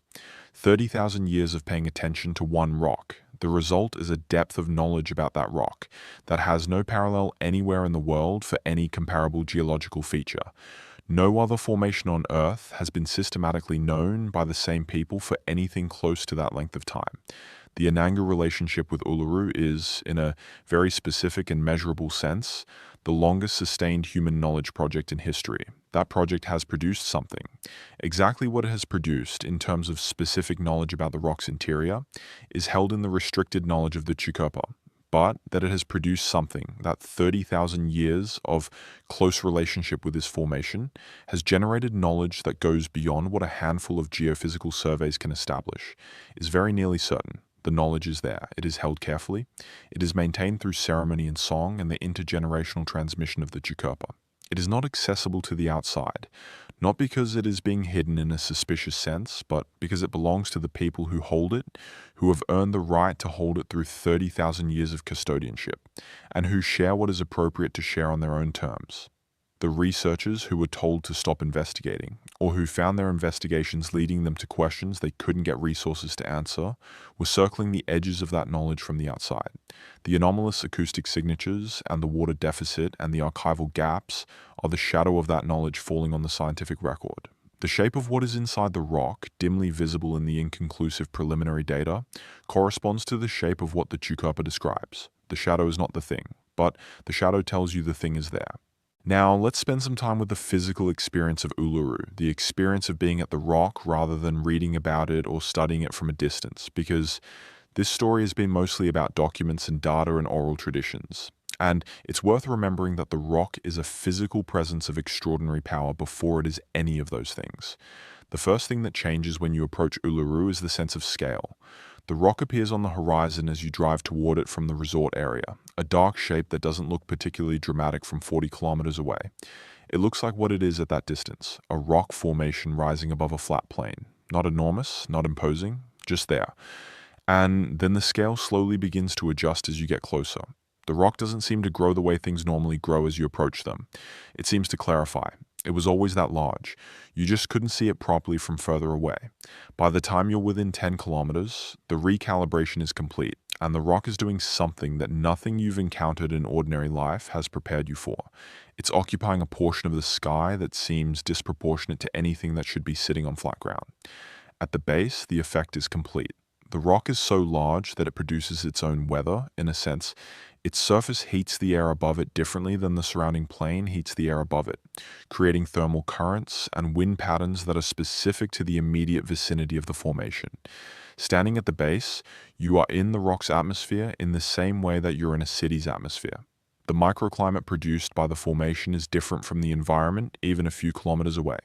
The rock is warm, not just because it has been in the sun, because it has thermal mass of an extraordinary kind, and that mass retains and radiates heat in a way that you can feel through your feet and your palms if you touch the surface. In the early morning, when the surrounding air is cold, the rock is warm. At night, when the air temperature drops sharply, the rock releases the day's accumulated heat slowly, taking hours longer to cool than the surrounding plain. This thermal behavior was noted by the Anangu knowledge holders, who participated in a collaborative research project on the physical properties of the rock in the early 2000s. It was not news to them. It is part of the knowledge of the rock. It is part of what the rock is in the Chukopa, a formation that holds warmth, that provides warmth, that is in a relationship with the people who shelter near it in ways that include the physical comfort of its thermal behavior. The rock has been a warmth source for 30,000 years of human habitation in an environment where nighttime temperatures in winter can drop below freezing. The knowledge of where to shelter at the base of the rock, in which caves and behind which sections of the formation, to maximize the benefit of its radiated warmth, is part of the Anangu knowledge of the rock, practical knowledge, survival knowledge. The kind of knowledge that you develop when you live in intimate relationship with a specific place for a very long time. The practical and the sacred are not separate at Uluru. The knowledge of where to shelter for warmth is encoded in the same system that encodes the knowledge of the ceremonial significance of specific caves. The physical and the spiritual dimensions of the rock are aspects of a single integrated knowledge system. This integration is one of the things that makes the Anangu knowledge system so durable. It works on multiple levels simultaneously. It provides practical guidance for physical survival and ceremonial guidance for spiritual health and cosmological understanding of the place of humans in the larger structure of the world.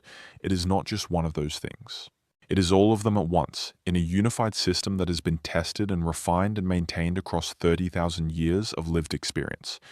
The researchers who have spent the most time with the Anangu, the ones who approach with genuine respect and genuine willingness to be changed by what they find, rather than merely to confirm what they already think, consistently say the same thing. The depth of the knowledge they're encountering is not what they expected, not the depth of a collection of folklore or mythology.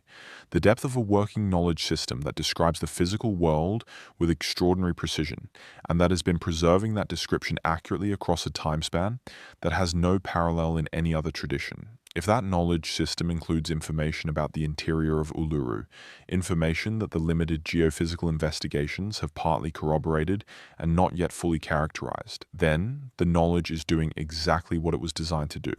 It is preserving information about the physical world in a form that is durable and accurate and accessible to the people who need it. The scientists who were stopped, or who stopped themselves, or whose resources were redirected, were approaching the edge of that system from the outside, with instruments that could perceive the shadow of it, but not yet the thing itself. The thing itself is inside the rock, in the specific sense of the word inside that applies to the spaces the acoustic surveys pointed toward and the water deficit suggested and the Chukopa describes. And it is inside the Anangu knowledge system, in the specific sense of the word inside, that means held within a restricted knowledge tradition that will share it on its own terms and in its own time. Both insides are real. Both insides are part of the same story. And that story is still being told every day by the Anangu people who are the custodians of this rock and this country, and the knowledge that has described them both for 30,000 years. Good night from the rock that holds its warmth through the desert night. Good night from the knowledge that holds its depth through the millennia. Good night from the custodians who hold both, carefully and permanently, and in full awareness of what they're holding. Good night. The breath comes in, slow and complete. The breath goes out, slow and complete. The rock is warm in the desert dark. The stars are moving in their patient arcs. The knowledge is intact. The night is deep and comfortable and completely yours. Rest in it. Good night. Now, here is something that the standard story of Uluru tends not to include, something that adds a dimension to the mystery that the geological and the archival threads don't quite reach. The climbing of Uluru. For many years, the climbing of the main face of Uluru was a major tourist activity. Visitors from around the world would ascend via a chain-assisted route on the northwestern face of the rock, reaching the summit plateau and experiencing the view from the top. The Anangu always asked visitors not to climb. They explained that the climb was culturally inappropriate, that the route traverses a sacred path associated with the Mala, the ancestral beings whose journey to and from Uluru is encoded in the Chukopa. They asked, they posted signs. They included the request in every piece of interpretive material associated with the park. Many visitors climbed anyway. In 2019, after years of advocacy by the Anangu, and after the necessary conditions had been met under the joint management framework of the park, climbing was officially prohibited. The chain has been removed, the route is no longer accessible. The climbing question matters to this story for a reason that isn't immediately obvious. The summit plateau of Uluru, which was accessible to climbers for decades, provided a perspective on the rock's interior that the base does not. From the summit, the full extent of the formation's surface is visible. The bowl-shaped depression in the summit plateau, the result of differential weathering across the top of the formation, is visible. The drainage patterns that direct water from the summit into specific channels on the rock faces are visible. And the relationship between the surface features and the locations of the anomalous geophysical readings at the base is potentially visible in ways that it isn't from ground level. Researchers who climbed with permission before the prohibition described the summit experience as providing a different understanding of the rock's structure. The summit is not flat. It is a complex landscape of weathered ridges and depressions, of watercourses and rock pools, of sections where the sandstone has been deeply weathered and sections where it remains more resistant. The pattern of the summit's surface reflects the pattern of the rock's internal structure in ways that are difficult to fully articulate, but that contribute to the understanding of what is below. Some of the researchers who noted the anomalous acoustic readings at the base had also accessed the summit. One of them, in the oral history interview already mentioned, observed that the relationship between the summit drainage and the locations of the anomalous readings was interesting, in the way of a professional understatement that means something's more than merely interesting. The water running from the summit into the rock follows paths that correspond to the fracture patterns of the interior, and those fracture patterns correspond, in at least 3 locations, to the areas where the acoustic anomalies were recorded. The water is telling you where the spaces are. The water always finds the spaces. It has been finding them for millions of years, and the paths it's carved are the best current indicator of where the interior structure of the rock is most developed. The summit is closed to climbing now, for good reasons that the Anangu have articulated clearly. But the information that was gathered from summit access over the years of its availability is part of the record, available to researchers who know to look for it, contributing to the partial picture that the available evidence paints. And the summit continues to receive water. The rock continues to route that water into its interior along the paths it has spent millions of years developing. The interior continues to develop slowly in the geological timescale as the water does its patient work. The rock is not static, it is always becoming what it will be next, slowly by degrees through the action of heat and cold and water and wind. The formation you see today is not quite the formation the Anangu saw 30,000 years ago, not quite the formation that will be here 30,000 years from now. The rock is in process, always, in the way that everything geological is always in process, so slowly that it appears static, but moving nonetheless. The spaces within it are moving too, growing very slowly. The water that enters the fractures dissolves a little more material with every pass. The void spaces are infinitesimally larger today than they were yesterday. In 1,000,000 years, the interior of Uluru will be significantly different from what it is now. The Anangu knowledge system has known the rock for a significant portion of the time that matters for human understanding, which is the last 30,000 years. That's a long enough period to have observed the rock changing slowly, in ways that the Chukopo encodes. Not the geological timescale of millions of years, but the human timescale of generations, in which specific features of the rock that were different in the distant past are recorded in the oldest layers of the oral tradition. And the rock as it currently exists is the present chapter of a narrative that has been ongoing for as long as the Anangu have been the rock's custodians.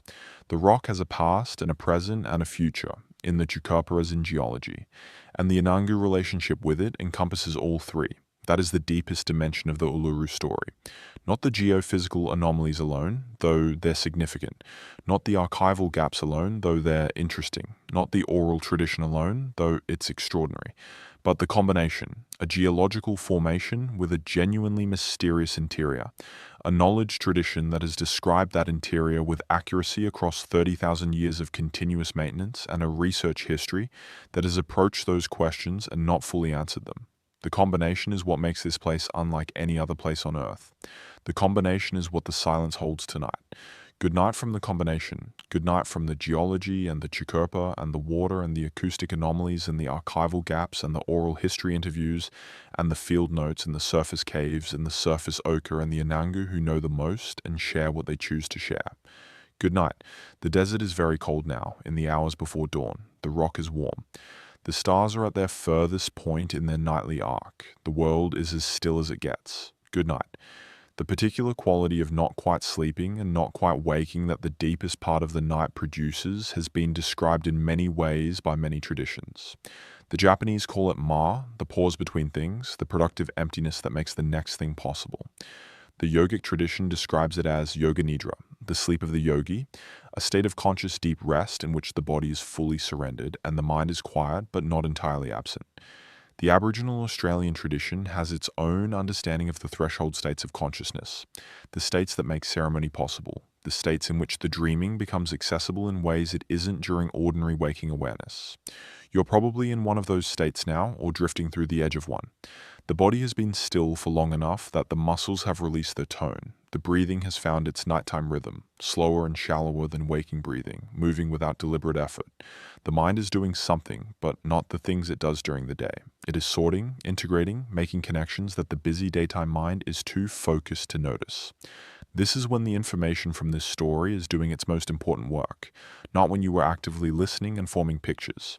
Now, in the settling, in the slow composting of the day's intake into something that will be part of what you know tomorrow morning. Without being a specific memory you'd have to consciously retrieve. The rock will be part of that knowledge, not as a set of facts to be recited, but as a presence in the background of how you understand the world. The understanding that the oldest continuous civilization on Earth has a relationship with a geological formation that predates every civilization you were taught about in school, by such a margin that comparison is almost meaningless. The understanding that knowledge can be preserved accurately across 30,000 years of oral transmission, a span of time that makes the entire written record look brief. The understanding that the most complete knowledge of a place is held by the people who have been there the longest, and that honoring that has more value than any amount of external investigation. These understandings will settle and remain.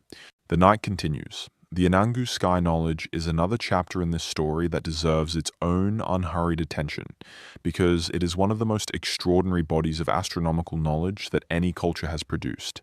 The Aboriginal Australian traditions of astronomical observation are, like the knowledge of Uluru's interior, partially shared with the wider world, and partially held in the restricted knowledge of different traditions. What has been shared through collaborative research with Indigenous astronomers and cultural leaders, and with researchers like Dwayne Hamaker and others who have spent decades working with Aboriginal communities on their astronomical traditions, is already remarkable enough to establish the depth and sophistication of the knowledge system.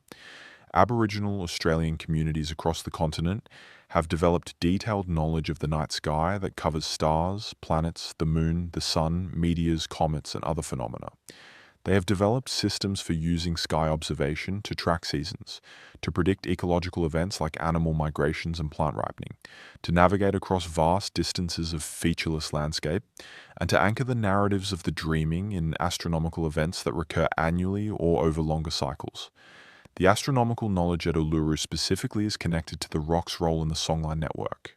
The stars associated with the ancestral beings who traveled to and through Uluru on their creation-era journeys are identified in the Anangu tradition, and their movements through the annual cycle are tracked in ways that correspond to the ceremonial calendar at the rock. The time of year when specific ancestral beings are present at the rock, in the ceremonial sense, corresponds to the time of year when the stars associated with those beings are in specific positions relative to the horizon, as seen from Uluru. This is not metaphorical correspondence. The astronomical events in the ceremonial calendar have a precise relationship that requires accurate knowledge of stellar movements to maintain. The Anangu keep that calendar accurately. They have kept it accurately for long enough that the astronomical events it tracks have shifted. Due to the precession of the equinoxes, the slow wobble of the Earth's axis that causes the positions of the stars to shift gradually over thousands of years. The Anangu traditions have accommodated that shift. The calendar has been maintained accurately through the change, suggesting that the astronomical observation has been continuous and the record-keeping precise enough to track and compensate for changes that occur on the scale of thousands of years. An astronomical tradition that has tracked and accommodated the precession of the equinoxes is a tradition that has been continuously and precisely observing the sky for at least several thousand years, and probably much longer. The Milky Way, which is visible from the Uluru area on clear nights with an intensity that few locations on Earth can match, is particularly significant in the Anangu astronomical tradition. The dark spaces in the Milky Way, the dust lanes that run through the galactic band and create areas of apparent absence amid the dense star fields, are read as figures and beings by several Aboriginal Australian traditions, including the Anangu. The dark emu, already mentioned in the context of other Australian archaeological sites, appears in the sky above the desert near Uluru at specific times of year and in specific orientations that correspond to specific events in the ecological and ceremonial calendar. Reading the dark emu, tracking its nightly rotation and its seasonal appearance, is part of the sky knowledge that the Anangu have maintained at Uluru.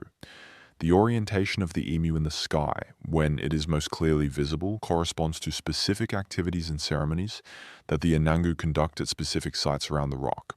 The star knowledge and the ground knowledge are part of the same system, and the rock, rising from the desert plain and blocking a section of the horizon from different perspectives around its base, participates in that system. Different sections of the sky are visible from different positions around the rock. The horizon profile as seen from within a specific cave is different from the horizon profile as seen from an open section of the base. The stars that rise and set over specific features of the rock's summit, as seen from specific positions at the base, are not random. They are the stars that the Chukopa associates with the site and the ancestral beings connected to it. The rock is an observatory, not in the way that a telescope dome is an observatory, in the way that a place that has been used for continuous astronomical observation for 30,000 years becomes an observatory, through the accumulation of knowledge about what can be seen from where and when and what it means. The surface caves, with their restricted views of the sky, are astronomical viewing positions as much as they are ceremonial spaces. From the interior of a cave, the sky is framed by the cave opening, and the specific frame determines which stars are visible at which times. The ochre paintings on the cave walls are in relationship with that framing, positioned to interact with the light of specific stars at specific times of year in ways that are not coincidental. This is the kind of thing that archaeoastronomers have documented at other prehistoric sites worldwide, the alignment of cave art and architectural features with specific astronomical events. At Uluru, the evidence for this kind of intentional alignment hasn't been fully characterized, partly because the research hasn't been conducted comprehensively, and partly because the sites with the most significant alignments are among those with restricted access. But the framework is there. The astronomical knowledge is confirmed to be deep and precise. The association between specific sites and specific celestial events is confirmed to exist. The full extent of those associations, particularly any that might relate to the interior spaces pointed toward by the geophysical surveys, remains incompletely known. The sky above Uluru is turning now in your mind, the Milky Way arching from horizon to horizon above the desert, the dark MU visible to anyone who knows to look for it in the dark spaces of the galactic band. The stars that the ancestral beings traveled among, the stars that mark the seasons of ceremony at the rock, the stars that have been tracked from this specific place by these specific people for longer than any other sky-watching tradition has existed. And the rock below, holding its warmth, holding its interior spaces, holding the knowledge that 30,000 years of custodianship have built around it. The whole system, the rock and the sky and the people and the knowledge, is present and intact. At this hour, in this dark, that is an extraordinarily comforting thing to know, that somewhere the oldest and most complete human knowledge system in existence is still operating, still maintaining its relationship with the country and the sky and the rock that has been its focus for longer than any civilization has lasted. It will be there tomorrow. It will be there after us, the same way it was there before us, without needing our acknowledgement or our investigation or our permission to continue being what it is. The rock is patient, the knowledge is patient, and the night is patient too, moving through its long arc from dusk to dawn in the same way it has moved since the earth was formed, indifferent to the particular humans and their particular concerns who move through its hours. Let the indifference be comforting rather than cold. The night doesn't know you're there, and that is fine. You don't need the night to know you're there. You need only to be there, breathing, resting, carried through the dark hours by the reliable machinery of your body doing the things it has always done. Sleep is very close now, not the surface sleep of early evening when the mind is still active and the body not yet fully released. The deep sleep of the middle of the night when the world has completely withdrawn and the interior of the sleeping mind is all there is. Go there. The rock will be here when you surface. The story will be here. The questions will be here. The knowledge will be here. Go into the dark that is inside the night, inside the dark, and let the questions rest, and let the knowledge settle, and let the long, patient custodianship of the oldest civilization on Earth carry you in the way that all deep things carry the things that float on their surface. Good night from the rock, good night from the stars, good night from the Anangu, who have been keeping this vigil for 30,000 years, and who will keep it tomorrow too, and the day after that, and the day after that. Good night. Breath in, breath out. Good night. The hours between 4 and 6 in the morning are hours that most people never experience while awake. They are the hours that belong to the night, the hours when the night has done its deepest work and has not yet begun to release its hold. If you surface from sleep during these hours, the world has a quality unlike any other time. Not the busy darkness of early night, when the day is still audible in the mind. Not the lightning darkness of approaching dawn. The settled, complete, final darkness of the night that is fully itself and not yet anything else. The desert at this hour is at its coldest. The thermal radiation that the red sandstone of Uluru has been releasing since sunset has been giving the surrounding air a slight warmth advantage over the open plain. But that advantage has narrowed as the hours have passed. The temperature gradient between the rock and the plain is smallest now, just before the sun starts to add heat again. In this cold, in this darkness, the rock is most quiet. It doesn't stop making sounds entirely.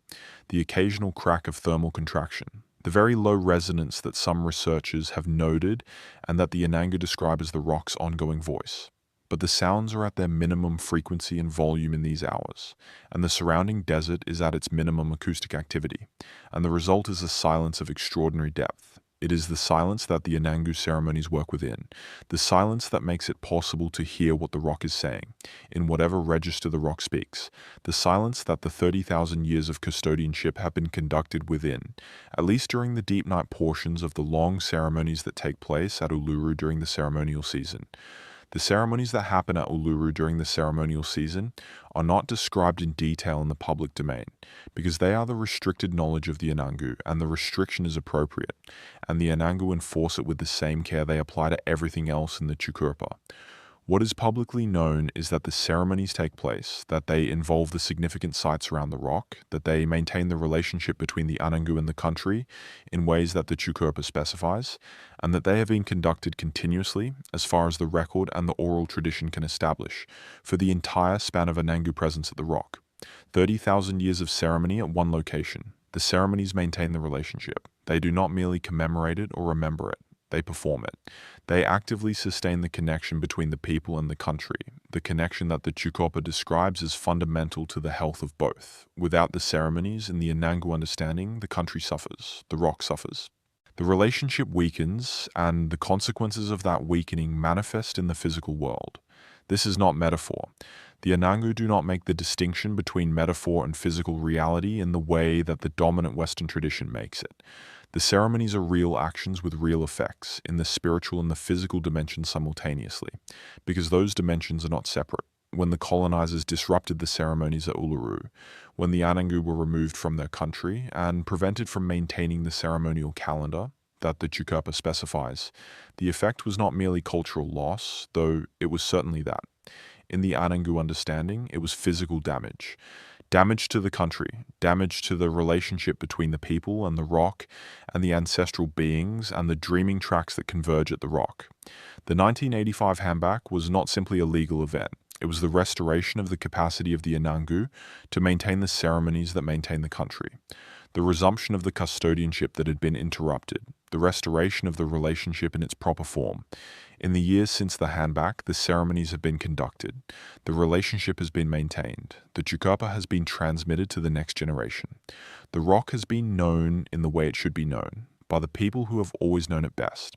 The 30,000-year project continues. This is what was at stake in the land rights movement, from the Anangu perspective, not merely the legal ownership of a piece of land, the capacity to continue a knowledge project that is the oldest and most sustained knowledge project in human history, the capacity to maintain a relationship with a specific place that has been the foundation of a civilization for longer than any other civilization has existed. The land rights movement was, from the Anangu perspective, a fight for the ability to keep knowing what they have always known, to keep doing what they have always done, to keep being what they have always been. It was a fight to continue the longest knowledge project in human history. The rock holds that knowledge in its own way, in the fractures and the void spaces and the acoustic properties that the geophysical surveys pointed toward, but didn't fully characterize, in the water systems and the thermal behavior, and the specific relationship between its surface features and the astronomical events that the Anangu astronomical tradition tracks, in the ochre paintings in the surface caves, and the sounds it makes in specific weather conditions, and the warmth that radiates through the desert night. The rock and the knowledge in the people are a system.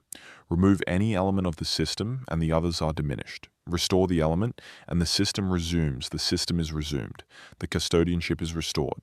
The knowledge project continues. And somewhere in the restricted knowledge of the Chukurpa, the information about the interior of the rock is maintained, exactly as it has been maintained for 30,000 years, ready to be known by those who have the right to know it, kept carefully by those whose responsibility it is to keep it. The rock knows, the Anangu know, and the rest of us, the outsiders, the researchers with their acoustic instruments and their geophysical surveys and their archival investigations, we know a little. We know enough to know how much we don't know. We know enough to be appropriately humble about the edges of our knowledge compared to the depth of the knowledge that has been maintained in this place for 30,000 years. That humility is itself a form of knowledge, the knowledge of what you don't know and who does know it, and why the people who know it have the right to hold it on their own terms. The historians were told to stop investigating. Some were. Some found their investigations leading to recommendations that weren't followed up. Some found archival gaps that couldn't be explained by ordinary negligence. Some encountered institutional redirections that had the effect of leaving the most interesting questions unanswered.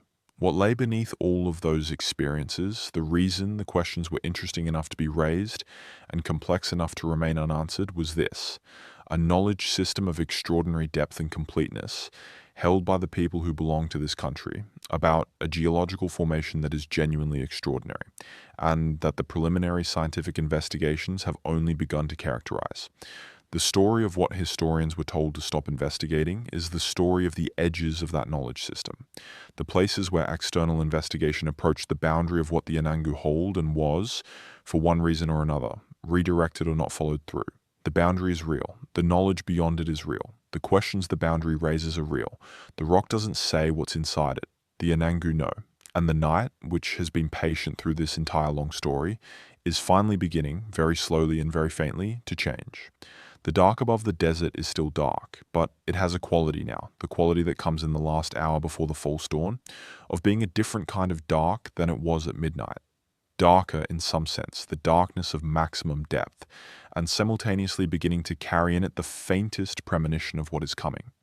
The rock, in this light that is no light at all, is invisible. You can know it is there, you can know the direction of it, if you know the landscape, but you can't see it. The red sandstone that is so vivid in the day and so present even in moonlight is absorbed completely into the pre-dawn dark. In an hour, the summit will catch the first light and glow before anything else on the plain shows any brightness. But not yet. For now, just the dark and the knowledge that the rock is there. That is enough. It has always been enough. The Anangu have known the rock in the dark as well as in the light, through the ceremonies of the deep night as well as through the activities of the day. The knowledge of the rock doesn't depend on being able to see it. It doesn't depend on the light. The knowledge is independent of conditions. It is held in the people and in the land and in the ceremonies and in the chukupa. It persists through dark and light, through wet season and dry, through the seasons of ceremony and the seasons of daily life. It persists. 30,000 years. And then some. Your breathing has been slow and even for a long time now. The story has been companionable rather than urgent, a voice in the dark moving at the pace of the night, keeping time with the breath rather than with the clock. The pace is appropriate to the subject. Nothing about Uluru is urgent in the human timescale. The rock has been here for 500 million years. The Anangu have been here for 30,000. The geophysicist's preliminary data has been sitting in archives for 30. The questions have been open for as long as someone has been asking them. Nothing is urgent, everything's patient. Including you, in the comfortable dark, breathing slowly, your body doing its deepest and most necessary work, your mind in whatever country it is in when the night is this far along and the world is this still. The country it is in might be the red center. The country it is in might be a place that has no coordinates in any atlas, but that feels unmistakably real, a place made from this story and from whatever your sleeping mind has added to it, a place that has the quality of the deep desert night without being any specific location in the landscape. That place is real enough for now. Rest in it. The rock will be there when you surface. The knowledge will be there. The questions will be there. The Anangu will be there, maintaining their custodianship of the oldest knowledge project in human history, keeping the relationship between the people and the country intact, performing the ceremonies that the chukupa specifies, knowing the rock from the inside in ways that no external investigation has yet matched. All of that will be there. Your knowing it will be there too, settled into the substrate, part of the ground of what you know. Good night from the desert. Good night from the rock that is older than most things humans call old. Good night from the knowledge that is older than any writing, maintained by people who are still here and still knowing. Good night from the questions that the historians were told to stop asking, that are still real and still open and still waiting for the resources and the collaboration and the time that will eventually maybe bring them closer to answers. Good night from the anomalous acoustic signatures in 3 zones around the base of the rock. Good night from the water that the rock drinks and doesn't fully return. Good night from the archival gaps and the technical appendices and the field notes that say more than the main reports. Good night from the 1977 memorandum that deferred a decision that was never made. Good night from the oral history interviews in the Australian Geological Survey archive. Good night from the chukupa, which holds what it holds and will share what it shares and will keep what it keeps, appropriately and permanently. Good night from the 30,000 years. Good night from the 500 million years. Good night from the night that holds all of it, patient and dark and complete. Good night, good night, good night. The breath in, the breath out, the world turns. The rock is there. The knowledge is alive. Good night. There is a companion formation to Uluru that most visitors to the area also see, though it rarely receives the same depth of attention. Kata Tjuta. The collection of 36 rounded domed rock formations that rise from the desert plain about 50 kilometers west of Uluru is in many ways as extraordinary as its more famous neighbor. In some geological respects, it is more complex. In some aspects of the Anangu, it is more significant. The name Kata Tjuta means many heads in the Anangu language. The formations are the eroded remnants of an ancient geological structure called a fanglomerate, a rock composed of rounded pebbles and cobbles of different rock types cemented together in a matrix of finer sediment. The original fanglomerate was formed at the same time as Uluru during the Cambrian, from sediment washing off the same long-vanished southern mountains. But while Uluru is a single massive block of sandstone, Kata Tjuta is a collection of separate domes that were once part of a single much larger structure and have been progressively separated by erosion over hundreds of millions of years. The tallest of the Kata Tjuta domes, Mount Olga, rises about 500 meters above the surrounding plain, more than 150 meters taller than Uluru. The entire Kata Tjuta complex covers an area of about 35 square kilometers. Between the domes there are valleys and gorges, some of which are very deep and narrow, creating microclimates that support vegetation not found in the surrounding desert. The gorges are cool even in summer, shaded by the surrounding rock faces, channeling wind through their narrow passages in ways that produce a permanent air circulation.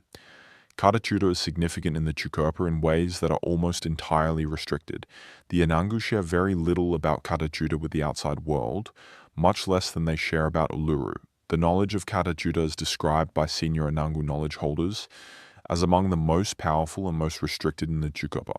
Access to the interior of the complex is managed carefully. The Valley of the Winds Walk takes visitors into the outer portions of the formation, but the deeper valleys and the northern sections of the complex are closed to visitors. What the Anangu share about Kata Tjuta is that it is the home of extremely powerful dreaming beings, beings whose stories are not told to outsiders, whose nature is not described in the public domain, and whose presence in the country requires ongoing ceremonial maintenance of a kind that the Anangu have been conducting for as long as they have been in this country. The relationship between Uluru and Kata Tjuta and the Chukopa is part of the restricted knowledge. The dreaming tracks connecting them, the relationships between the ancestral beings associated with each formation, the ceremonial responsibilities that different groups have in relation to each, none of this is in the public domain in any detailed form. But the geological relationship between the two formations tells its own story, and the geological story is interesting enough on its own terms. Both formations are remnants of the same ancient depositional environment. Both tilted when the same tectonic forces compressed and folded the ancient sedimentary layers. Both have been exposed by the erosion of the same surrounding rock over the same hundreds of millions of years. They were once part of the same geological landscape. They have been separated by time and erosion into two distinct formations. But below the surface, the geological continuity between them may be more complete than the surface appearance suggests. The same ancient fractured rock systems that underlie Uluru extend across the plain between the two formations. The same groundwater movement that passes through the rock beneath Uluru passes through the rock beneath Kata Tjuta and through the terrain between them. The formations are connected below the surface in ways that the surface topography doesn't make immediately obvious. Whether that below-surface connection has any significance for the research questions around Uluru's interior is something the available evidence doesn't establish. But the Anangu knowledge of the relationship between the two formations in the Chukopa, however restricted, presumably includes knowledge of the landscape as a whole, of the underground connections as well as the surface relationships, of the way the country works as a system rather than as a collection of separate features. The Chukopa is a systems knowledge. It understands the landscape as a connected whole. The dreaming tracks that connect Uluru and Kata Tjuta are expressions of that systemic understanding. The tracks are not just routes between separate significant sites, they are the description of a landscape that is inherently connected, in which the individual formations are features of a single country, rather than isolated objects placed on a neutral plane. The country between and around and beneath the two formations is part of the knowledge, the underground as well as the surface, the connections as well as the individual features, and that country, in the Anangu understanding, is alive. It is alive in the way that the Chukopa describes it as alive, animated by the presence of the ancestral beings who shaped it, maintained in its health by the ceremonial practices of the Anangu, connected to the wider web of country across the continent through the Songline network that has Uluru and Kata Tjuta at one of its most significant nodes. The aliveness is not metaphor. The country responds to ceremony. The country responds to being known in the right way. The country that is not known in the right way, that is not cared for through the appropriate ceremonies and relationships, that is not visited by the people who carry its knowledge, and whose presence at the country's significant sites maintains the connection. That country is understood to suffer, to diminish in the ways that the Tjukopa describes as the consequence of the severing of relationship. The country around Uluru and Kata Tjuta suffered during the decades of dispossession. The Anangu described this clearly. The country was not known in the right way during that period. The ceremonies were disrupted. The relationships were damaged. The consequences were visible in the Anangu assessment in the state of the country. Since the handback, the country has been cared for in the right way again. The ceremonies have been resumed. The relationships have been restored. The Anangu have returned to the custodianship that is their responsibility and their right, and the country has responded as the Tjukopa said it would respond to that restoration. In the Western scientific framework, it is difficult to assess a claim like this. The ecological condition of a landscape is influenced by many factors, many of which are visible and measurable in ways that can be attributed to specific causes. The Anangu fire management practices, which they have resumed since the handback, have demonstrably improved the ecological condition of the park landscape by maintaining the mosaic of different age vegetation that the pre-colonial landscape required. The restoration of the traditional burning practices is one clear example of the restoration of right relationship having visible, measurable positive effects on the country. But the Anangu claim goes beyond the ecological. It includes the spiritual health of the country, which is not measurable by the instruments of Western science and which the Western scientific tradition does not have a framework for assessing. The claim is that the ceremonial practices maintain something in the country that is real and that affects the country in ways that go beyond what fire management and land management can account for. That claim requires a different epistemology than the Western scientific framework provides. It requires the willingness to take seriously a knowledge system that has been producing accurate results for 30,000 years and that extends its description of the world into dimensions that the Western scientific tradition has not yet developed methods to investigate.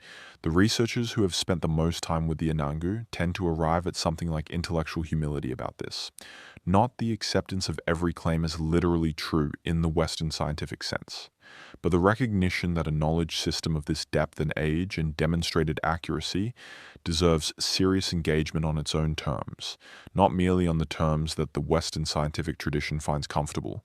The interior of Uluru is part of the same question. What the geophysical surveys point toward, what the Tjukopa describes, what the water deficit suggests, and the acoustic anomalies indicate, might be answerable in the Western scientific framework if the systematic investigation that has been recommended were conducted with Anangu collaboration and approval. Or it might be that the full answer requires both frameworks, the geological and the ceremonial, the physical and the spiritual, understood as dimensions of the same reality, rather than competing descriptions of separate things. That possibility is the most interesting and the most challenging aspect of the Uluru story, not just what is in the rock, but what it means that the two best available knowledge systems about the rock, the external scientific approach and the internal Anangu approach, are pointing in the same direction while describing what they find in ways that require translation between them. The translation is still being worked out. The conversation is still in its early stages. The relationship between the Anangu and the institutions that study the rock is still finding its appropriate form. The appropriate form looks like what the researchers who have done this best have demonstrated: genuine collaboration, genuine respect, genuine willingness to be changed by the encounter, rather than merely to take what's useful from it. The story of what historians were told to stop investigating is also the story of what happens when that respect is absent. When external institutions assume the right to investigate without collaboration, when the knowledge of the custodians is treated as an obstacle rather than as the most important available resource, when the questions are asked without reference to the people who already have the answers. The redirection of research, the archival gaps, the recommendations not followed up, all of it might be read as institutional error, the failure of external institutions to recognize that the knowledge they were seeking was already held by the people who belong to this country, and that a respectful approach to those people would have produced better results than the geophysical surveys they were conducting. That interpretation doesn't require a conspiracy. It requires only the ordinary blindness of institutions operating within a framework that didn't recognize the value of the knowledge system it was living alongside. The blindness has been partially corrected since the handback. The collaborative research model, in which Anangu knowledge holders are full participants rather than informants or subjects, has produced better understanding of the Uluru landscape than any pre-handback research. The UNESCO World Heritage listing of Uluru Kata Tjuta National Park recognized the cultural significance of the landscape in terms that the pre-handback management never acknowledged. But the specific questions about the rock's interior, the questions that the geophysical preliminary data raised, and the recommendations proposed following up, those questions have not been answered in the collaborative framework. Whether that is because the Anangu have declined to include interior investigation in the collaborative research agenda because the research community has not pursued it sufficiently, or because funding constraints have prevented it, the result is the same. The questions remain open. They are good questions. They deserve to be answered when the conditions are right for answering them, which means when the Anangu determine that the investigation is appropriate, and when the resources are available, and when the collaboration is genuine and respectful. That may happen. The conditions are more favorable now than they have ever been. The relationship between the Anangu and the institutions that study and manage the park has improved significantly since the handback and continues to develop. The research methodology available for non-invasive investigation of the rock's interior has also improved significantly. The ground-penetrating radar and seismic tomography available now are substantially more sensitive and capable than the instruments used in the preliminary surveys of the 1980s. If a comprehensive, collaborative, non-invasive geophysical investigation of the Uluru Formation were conducted with Anangu approval and participation, the results would be significant. They might confirm the preliminary findings and characterize the interior structure in much greater detail. They might produce results that the Anangu knowledge holders could provide interpretive context for, context that neither the geological data nor the Tjukurpa alone can produce, but that the combination of the two can. That investigation hasn't happened yet, but it might. The rock is patient, the knowledge is intact, the conditions are becoming more favorable. And the night, in whatever night it is for you wherever you are in the world, has its own patience, moving through its hours at exactly the pace it has always moved, indifferent to urgency, carrying everyone through the dark to the morning with exactly the same quiet reliability. The morning for the investigation of Uluru's interior may not be soon. It may not happen in a form that produces dramatic revelations of the kind this story's title suggests. It is more likely to happen gradually, through the slow accumulation of collaborative knowledge between the Anangu and the researchers who work with them respectfully, producing an understanding that is more complete and more accurate and more nuanced than any single dramatic discovery could be. That is how the best knowledge is always built, not in dramatic revelations, but in the patient accumulation of understanding across many careful investigations, many conversations, many moments of one knowledge system illuminating an aspect of another. The Anangu knowledge of Uluru has been built that way, across 30,000 years of patient accumulation. The scientific knowledge of the rock has been built that way, across the few decades of investigation that have been conducted.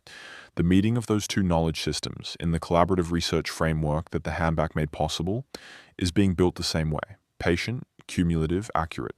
The rock waits, the knowledge holders maintain their custodianship, the researchers continue their investigations. The night continues its turning, and you, in your comfortable dark, in the hour that is neither last night nor tomorrow morning, but simply the deepest part of the night, you are resting in all of this, resting in the knowledge that the oldest and most complete human understanding of any place on Earth is still intact and still operating, resting in the knowledge that the questions are real and the investigation is ongoing, and the answers, when they come, will be more interesting than any dramatic revelation could be, because they will be the product of genuine collaboration between the people who have always known this place best, and the methods that can confirm and extend that knowledge. That is a comforting thing to know, that the knowledge is in good hands, that the custodianship is intact, that the rock is known. Good night from the country that is known, good night from the people who know it, good night from the knowledge that has always been there, waiting for the right conditions, patient as the rock. Good night, the breath in, the breath out, the dark, the rock, the knowledge, the morning coming, somewhere in the east, not yet visible, but real. Good night. Good night from the red center of the oldest continent.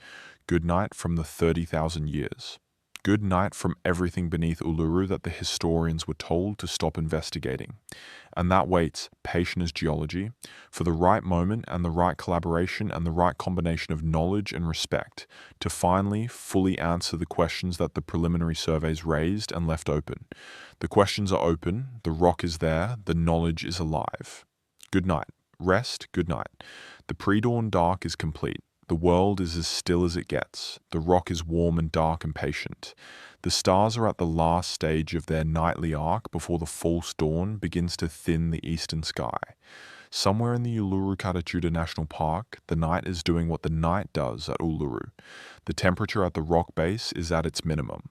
The sounds the rock makes are at their lowest frequency and volume. The water in the deep fractures is at its quietest movement. The ancient formation is, in the physical sense, as close to rest as something 500 million years old and dynamically alive can be. And the knowledge that surrounds it, held in the minds and the ceremonies and the songs of the Anangu people, is doing what it always does through the night, waiting for the morning that will bring the ceremonies that the ceremonial season requires, the knowledge that the next generation needs to receive, the country that needs to be maintained in its right relationship with the people who belong to it. The custodianship is continuous, the night doesn't interrupt it, the night is part of it. And so, in a small and distant way, is this story and the people who heard it in the dark. Good night. Good night. Good night. There is a particular way that knowledge changes when it passes from one generation to the next in an oral tradition. It is not simply a copying. It is not the same as transferring a file from one drive to another, identical in every respect.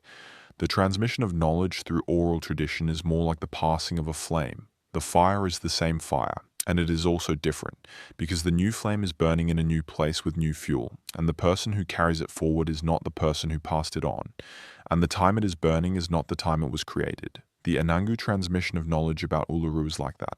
The knowledge that a 20-year-old Anangu knowledge holder carries today is the same knowledge that was carried 30,000 years ago, in the sense that the core of it has been maintained accurately across the entire span of the transmission.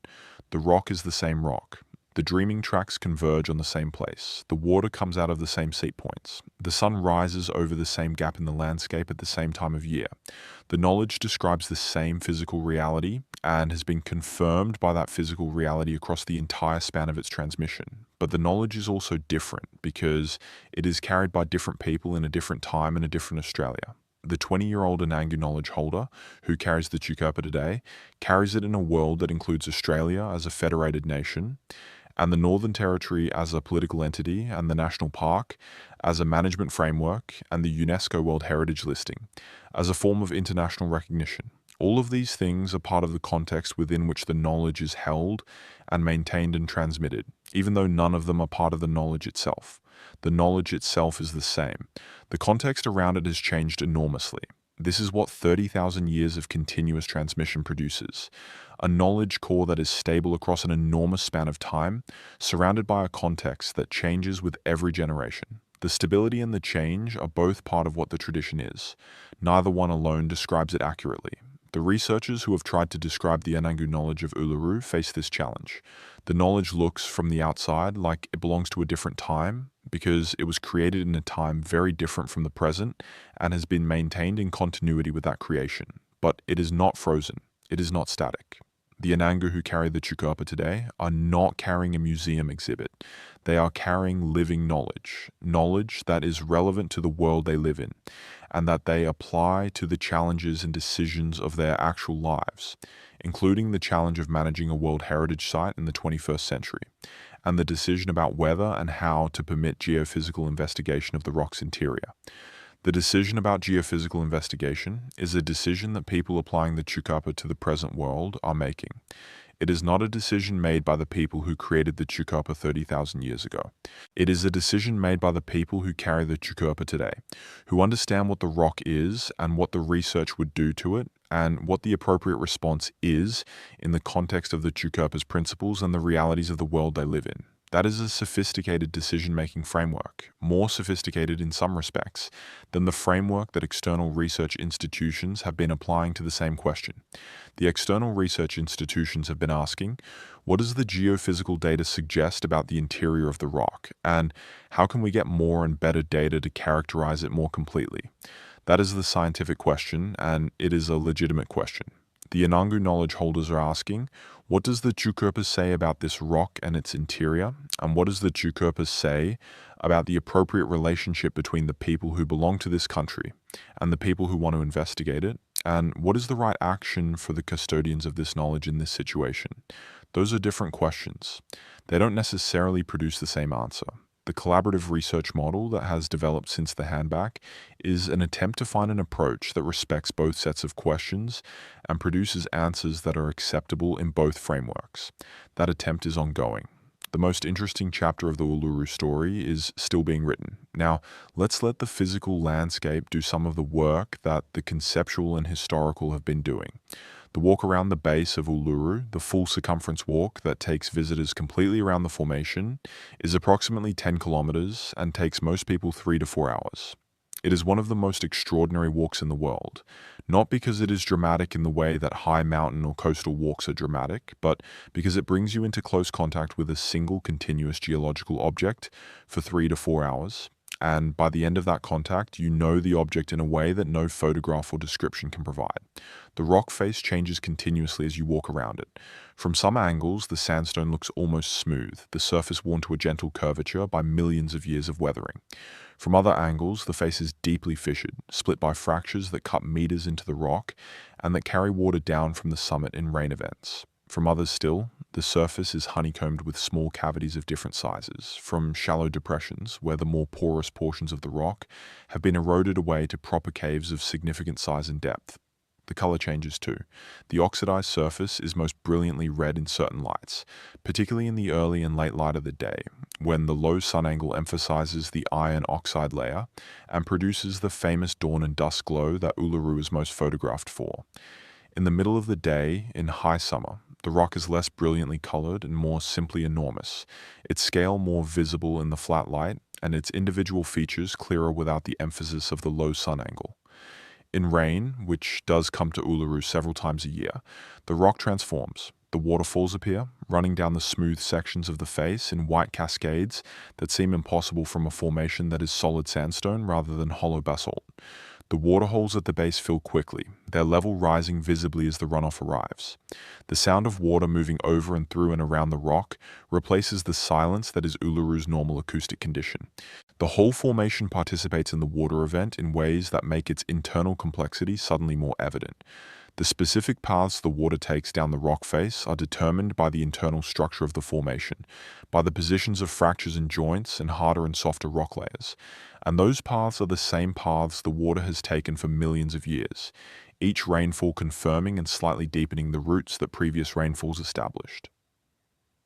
After rain, when the sun comes back and the waterfalls slow and stop and the waterholes begin their slow return to their normal levels, the rock glistens. The weathered outer layer is wet and dark. The freshly exposed grey of the newly weathered sections is particularly clear. The smell of wet sandstone and wet earth, and the particular sharp smell that the spinifex produces when it's wet, fills the air around the base. And then, slowly over the next day or two, the surface dries and the rock returns to its familiar red ochre, and the landscape returns to its normal dry desert character. The Anangu know all of these versions of the rock, the dry rock and the wet rock and the early morning rock and the late afternoon rock and the full moon rock and the cloudy night rock. They have known all of these versions for 30,000 years, observing how each one differs from the others, accumulating the knowledge of how the rock behaves under different conditions, encoding that knowledge in the Tjukurpa in forms that make it transmittable across generations. The geophysicists who spent 4 days at the rock in 1989 knew one version. The hydrogeologist who took water resource measurements knew one version. The archaeologist who excavated the rock shelter knew one version.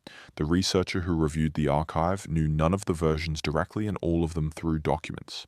The Anangu know 30,000 years of versions. The range and depth of their observational data, accumulated across that time span, has no equivalent anywhere in the world for any geological formation. That is what makes the convergence between the Anangu oral tradition and the scientific preliminary data so significant. When two knowledge systems with such profoundly different methods and time depths point in the same direction, the probability that they are pointing at something real is very high.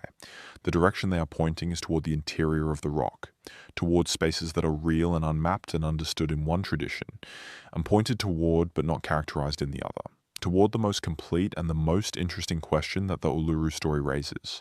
What is in there? That question will sleep alongside you tonight, if you're still awake enough to be carrying it consciously, and will settle into the background if you've already gone under. Either way, it will be there in the morning, in the form of an awareness that the question exists, that the question is real, that somewhere in the world there is a formation of ancient sandstone that holds an answer that the longest knowledge project in human history knows, and the best scientific instruments of the late 20th century have only begun to approach. The answer exists. It is held. The holding is appropriate. And the night, which has been patient through all of this, is approaching its own answer to the question of when the dark ends and the light begins. The false dawn is still an hour or more away, but the dark is beginning, very imperceptibly, to thin at the edges. The stars closest to the eastern horizon are slightly less bright than they were an hour ago, not because they have moved, but because the atmosphere between the observer and the stars is beginning to carry the first traces of scattered light from the sun that is still below the horizon.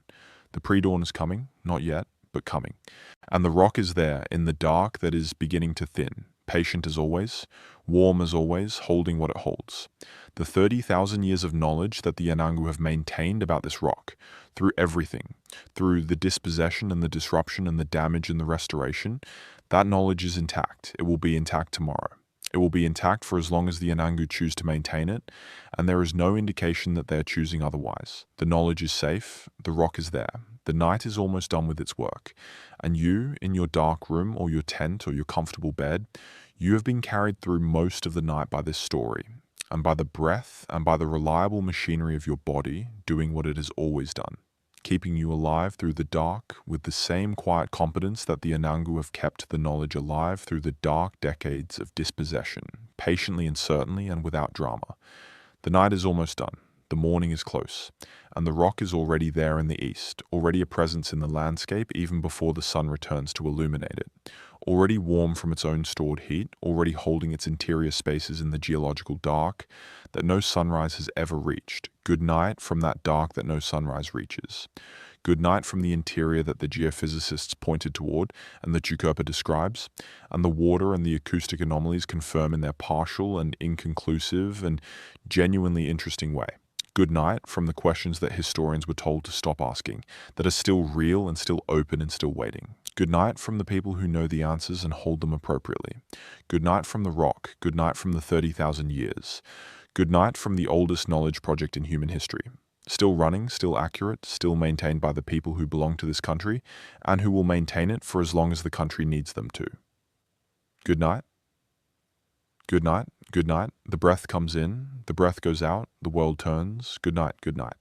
Good night from beneath Uluru, from whatever lies beneath it that the Anangu know. And the scientists have only begun to approach, and the night holds quietly in its patient dark. Good night. Rest now. The morning is coming. Good night. The desert at this hour produces a sound that the word silence doesn't quite capture. True silence, the complete absence of sound, is something that almost nowhere on Earth actually offers. The Uluru Desert at 4 in the morning comes close. Closer than almost anywhere else a person is likely to find themselves. The absence of human-produced noise in the immediate vicinity is total at this distance from the resort. The wind, if there is wind, would be audible. There is very often no wind. The insects that were active in the hours after dark have gone quiet.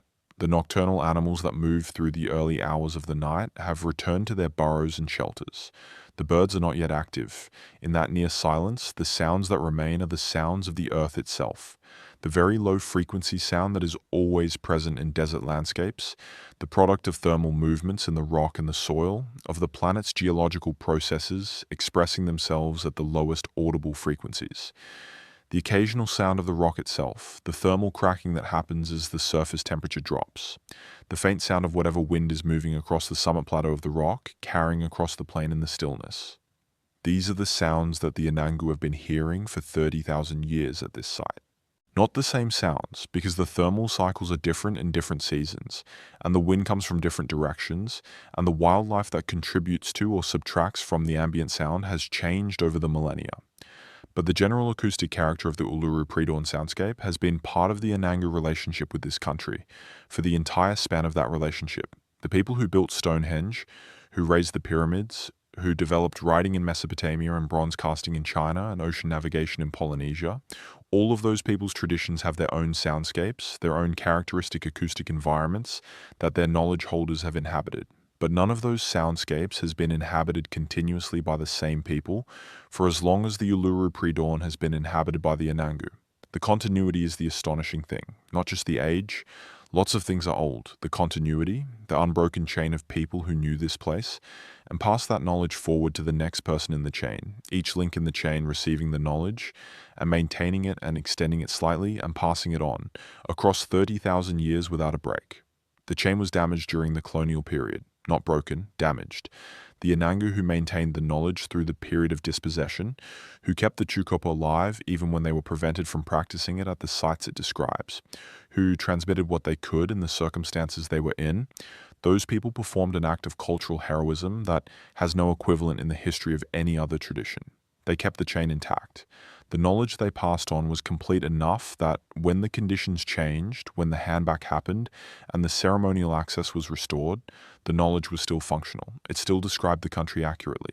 It still contained the information needed to maintain the right relationship with the rock and the songlines and the dreaming tracks, and all the other dimensions of the country that the Chukopo holds. The chain held 30,000 years, plus the damaged decades, plus the restoration.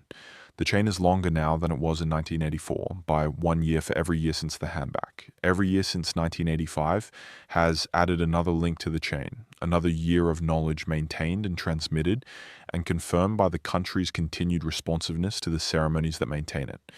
The chain keeps growing. It will keep growing for as long as there are Anangu knowledge holders to carry the Chukopo country, to carry the knowledge in its physical form. The rock will be there, the knowledge will be there, the chain will hold. And the questions about the interior of the rock, the acoustic anomalies and the water deficit and the archival gaps, and the recommendations not followed up, those questions are part of the story of the chain's encounter with the external world. The external world's instruments pointed towards something that the chain has always known. The external world's institutions, for various reasons, did not follow the pointing to its conclusion. The chain maintained its own knowledge of what lies within, undisturbed by the external world's partial and inconclusive approach. The knowledge is intact, the questions are open, the night is almost done, and the story, which has been companionable and unhurried through the long hours of the dark, is coming to its own end, not a conclusion, because the questions it raises don't have conclusions yet, not a resolution, because the research is ongoing and the collaboration is developing and the investigation of the interior of the rock, if it happens, will happen in the future. Just an end to this particular telling in this particular night for these particular listeners in whatever corners of the world they're inhabiting. The story has done what the night stories are supposed to do. It has carried you through some portion of the dark. It has given your mind something to rest in, something that is interesting without being urgent, something that expands the sense of what the world is and how long it has been here and what the people who have been in it the longest know about it. It has put the pyramids in perspective. They are 4,500 years old. The Anangu knowledge of Uluru is 30,000 years old. The pyramid builders, if they had known about the Anangu, would have been looking at a civilization that was to them as ancient as they are to us. That is a useful perspective to have, not because it diminishes the pyramids, which are genuinely extraordinary, but because it expands the picture of what human achievement looks like. Human achievement is not just what gets built in stone in the monumental tradition. It is also what gets transmitted accurately through 30,000 years of careful oral preservation. What gets confirmed by the physical world at every turn, what gets maintained through circumstances that would have destroyed a less resilient tradition. The Anangu knowledge of Uluru is human achievement of the highest order. It has simply never been recognized as such by the traditions that award recognition to human achievement. That recognition is slowly coming. The World Heritage Listing was one step. The academic work of researchers who engage respectfully with Aboriginal knowledge systems and publish their findings in ways that credit those systems is another. The growing public awareness, through stories like this one, of the depth and sophistication of the knowledge traditions of the oldest civilization on Earth is another. The recognition is coming. The knowledge was always there, and the rock was always there, holding its interior in the dark, patient as the 500 million years of its geological history, patient as the 30,000 years of human presence at its base, patient as the night that has been turning above it since before any human foot touched the Australian soil. Good night from all of that patience. Good night from the rock that has been in this place for 500 million years and will be here for many millions more. Good night from the knowledge that has been maintained for 30,000 years and will be maintained for as long as the Anangu choose to maintain it, which looks like a very long time indeed. Good night from the questions that the historians were told to stop investigating, which are still real and still open, and still waiting for the conditions that will make it possible to approach them with the combination of scientific rigor and cultural respect that they deserve. Good night from the Australian desert, which is vast and old and beautiful and harsh, and full of knowledge that the dominant tradition has barely begun to acknowledge. Good night from the pre-dawn, which is coming, which is always coming, which will be here before you know it, bringing the light that reveals what the dark has been holding. Good night. Good night. The breath is slow, the body is still, the mind is in the country that the sleeping mind makes, which tonight has been red and old and full of the patience of very ancient things. Good night from that country, good night from this one. Good night from Uluru, from the knowledge beneath it and within it and around it, from the people who have always known it best and who continue to know it best, and who will know it best long after this particular night has become part of the 30,000 years. Good night, rest. The morning's almost here. Good night, good night, good night, good night from the rock, good night from the knowledge, good night from the night, good night. There is something that happens in the mind in the particular state that lives between true sleep and full wakefulness that psychologists call hypnagogic imagery. The images that arrive unbidden at the edge of sleep, the colors and shapes and brief vivid scenes that appear without being summoned and disappear without being held. They are the mind's own creation, generated by processes that the neuroscience of sleep has only partially characterized, related to the consolidation of memory and the reorganization of the day's experience into its place in the longer story of what the mind knows. In this state, the images from this story may be arriving. The red rock on the flat horizon, the surface of the Uluru sandstone close up, the texture of it, the slight variations in color from the brighter oxidized sections to the gray of freshly exposed stone, the dark mouths of the surface caves, the waterholes at the base, still and reflecting the pre-dawn sky, the plain stretching away in all directions, flat and enormous and dotted with the silver gray of the spinifex. Or the images may not be arriving in any recognizable form. The mind at the edge of sleep doesn't always produce literal imagery. It produces something more abstract, more felt than seen. The sense of immensity, the sense of age, the sense that somewhere in the world there is a place that has been known by the same people for longer than any other place has been known by any people. And that the knowledge is intact, and that this is a profoundly good thing even in a world that contains many things that are not profoundly good. That sense is worth carrying with you, not as a specific fact to retrieve and describe, as a felt understanding, a background awareness that shapes the way new information is received and interpreted.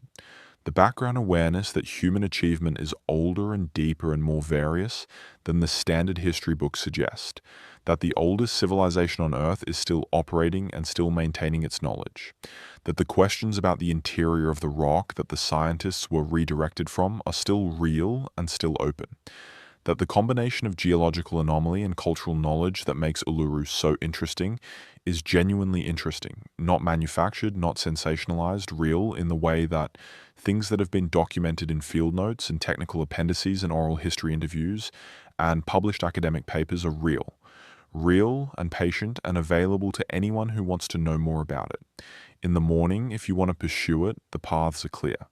The Australian Institute of Aboriginal and Torres Strait Islander Studies maintains extensive archives of research material about Aboriginal cultural heritage, including material about Uluru that goes into significant depth. The Parks Australia website for Uluru Kata Tjuta National Park includes interpretive material developed with the Anangu that describes aspects of the Tjukurpa that the Anangu have chosen to share. The academic literature on Aboriginal astronomical traditions, on the geology of the Uluru Formation, and on the archaeology of the Uluru region is accessible through university library databases and increasingly through open access repositories. The research is being done, the collaboration is developing, the knowledge is being documented in ways that respect its origins and its custodians. The picture is becoming more complete, slowly, by degrees, through the patient accumulation of genuine understanding between different traditions.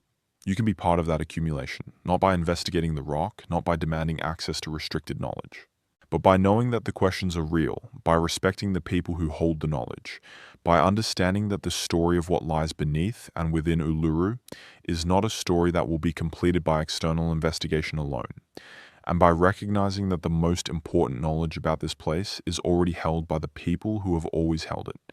That recognition is itself a form of understanding, a form of respect, a form of appropriate relationship with a place and a people who have been in relationship with each other for longer than any other place people pairing in human history. The rock has been here for 500 million years. The Anangu have been here for 30,000. The scientific investigation has been ongoing for a few decades.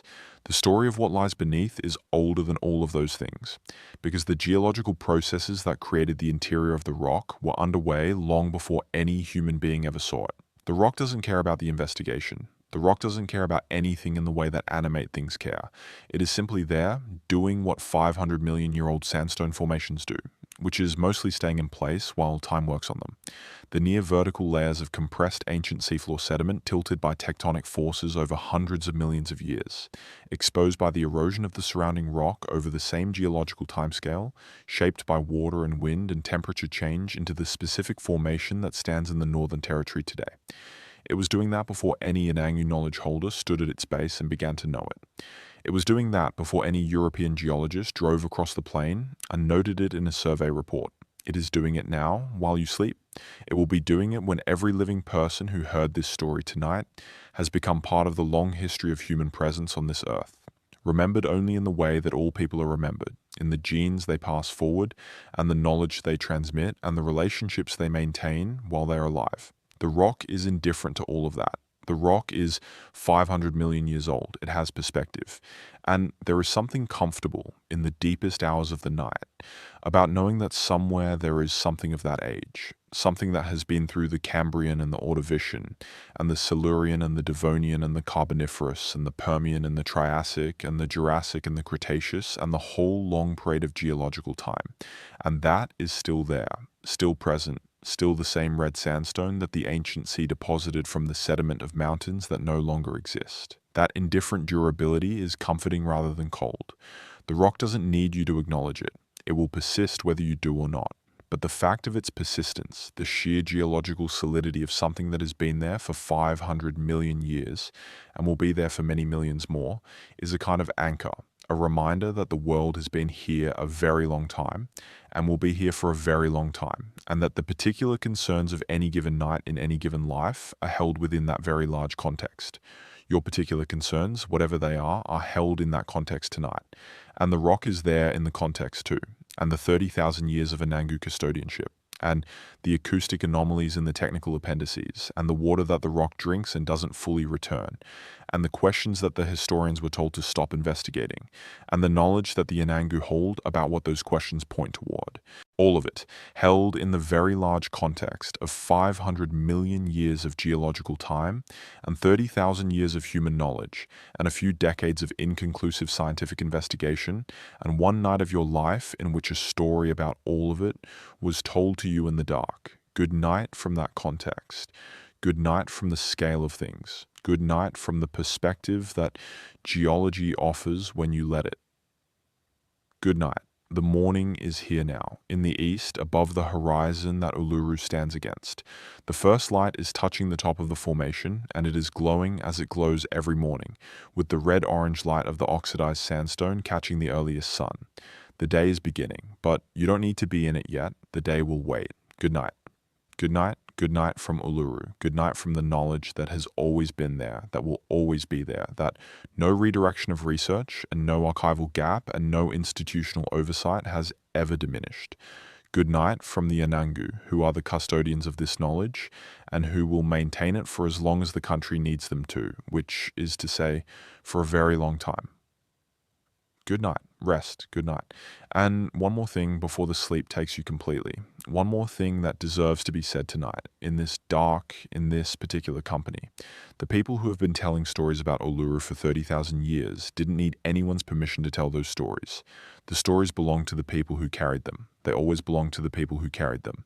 The 30,000 years of transmission happened because the Anangu understood that the knowledge was worth keeping, that the relationship with the country was worth maintaining, that the rock and the dreaming tracks and the ceremonies and the chukurpa were part of what it meant to be Anangu, and that being Anangu was worth everything it cost to remain so through the centuries and the millennia.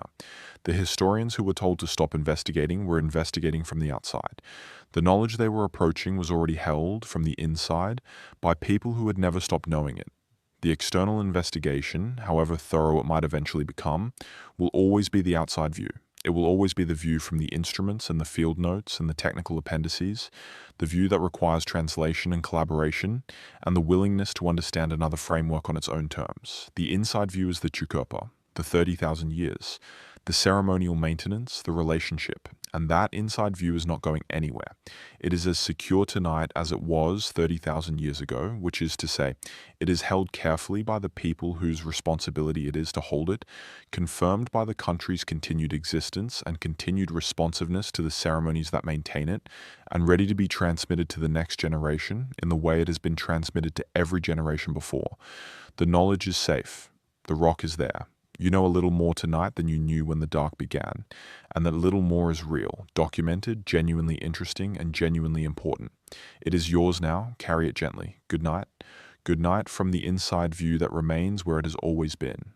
Good night from the outside view that is still approaching and has not yet arrived.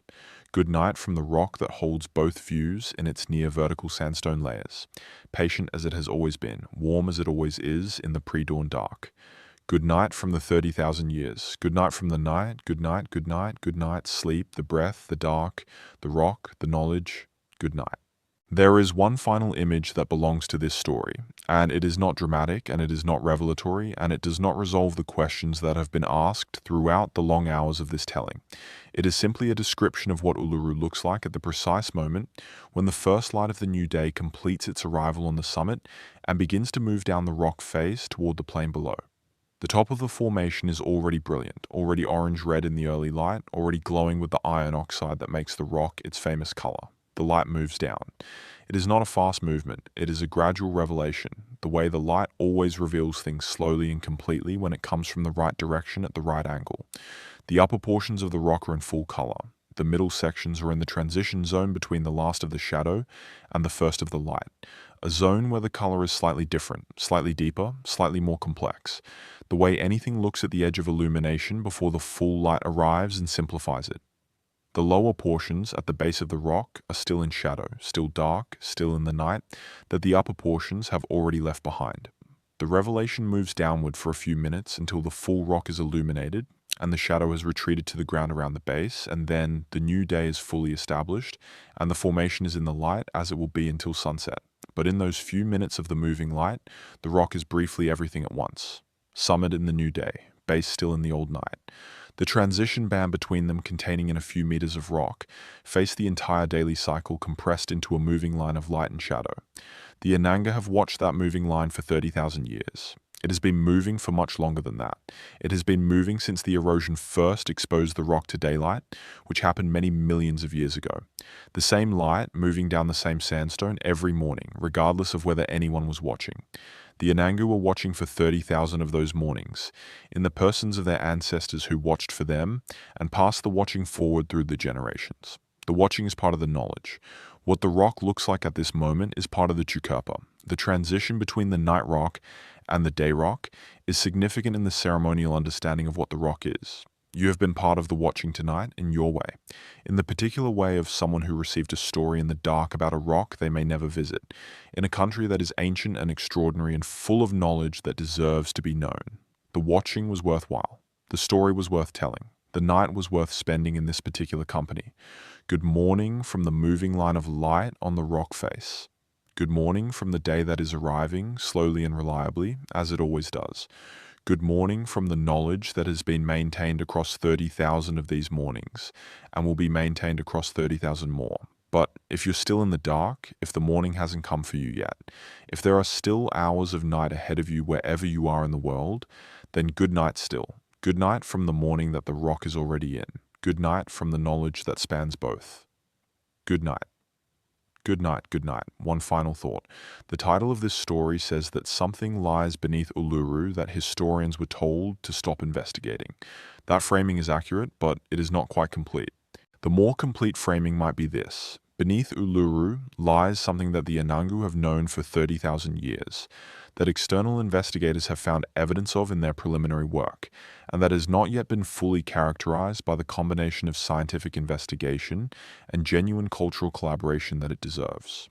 The historians were redirected, not because what they were finding was dangerous to someone's interests, but because the institutions of the time were not ready to approach the question in the way the question deserved to be approached. The Anangu knowledge of the rock's interior is not a secret to be uncovered by clever external investigation. It is a knowledge held by custodians who will share what is appropriate to share when the conditions for sharing are appropriate. The conditions have been improving since the handback. The relationship between the Anangu and the researchers who work with them has been developing. The appropriate sharing, in whatever form it takes, will happen on the Anangu's terms, as it should.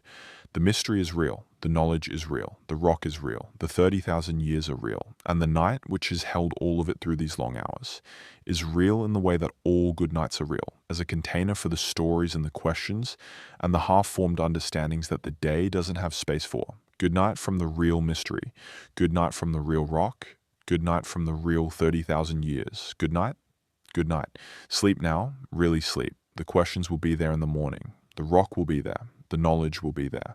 And you will have carried a little more of the oldest story on Earth a little further into the future, which is exactly what stories are for. Good night. You are part of that chain now. The chain that began 30,000 years ago at the base of a red sandstone rock in the center of Australia, and that has been extended, link by link, generation by generation, through ceremony and story and the careful transmission of knowledge that deserves to be kept. Tonight you received a portion of that story, attenuated through time and distance and translation, but real. A genuine portion of the genuine story of the oldest knowledge project in human history. That is not nothing. That is, in fact, something worth carrying into the morning. Carry it gently. Good night. Good night from the rock that was old before old was a category anyone needed. Good night from the knowledge that was deep before depth was measurable. Good night from the night, good night, the breath in, the breath out, the dark, the rock, good night.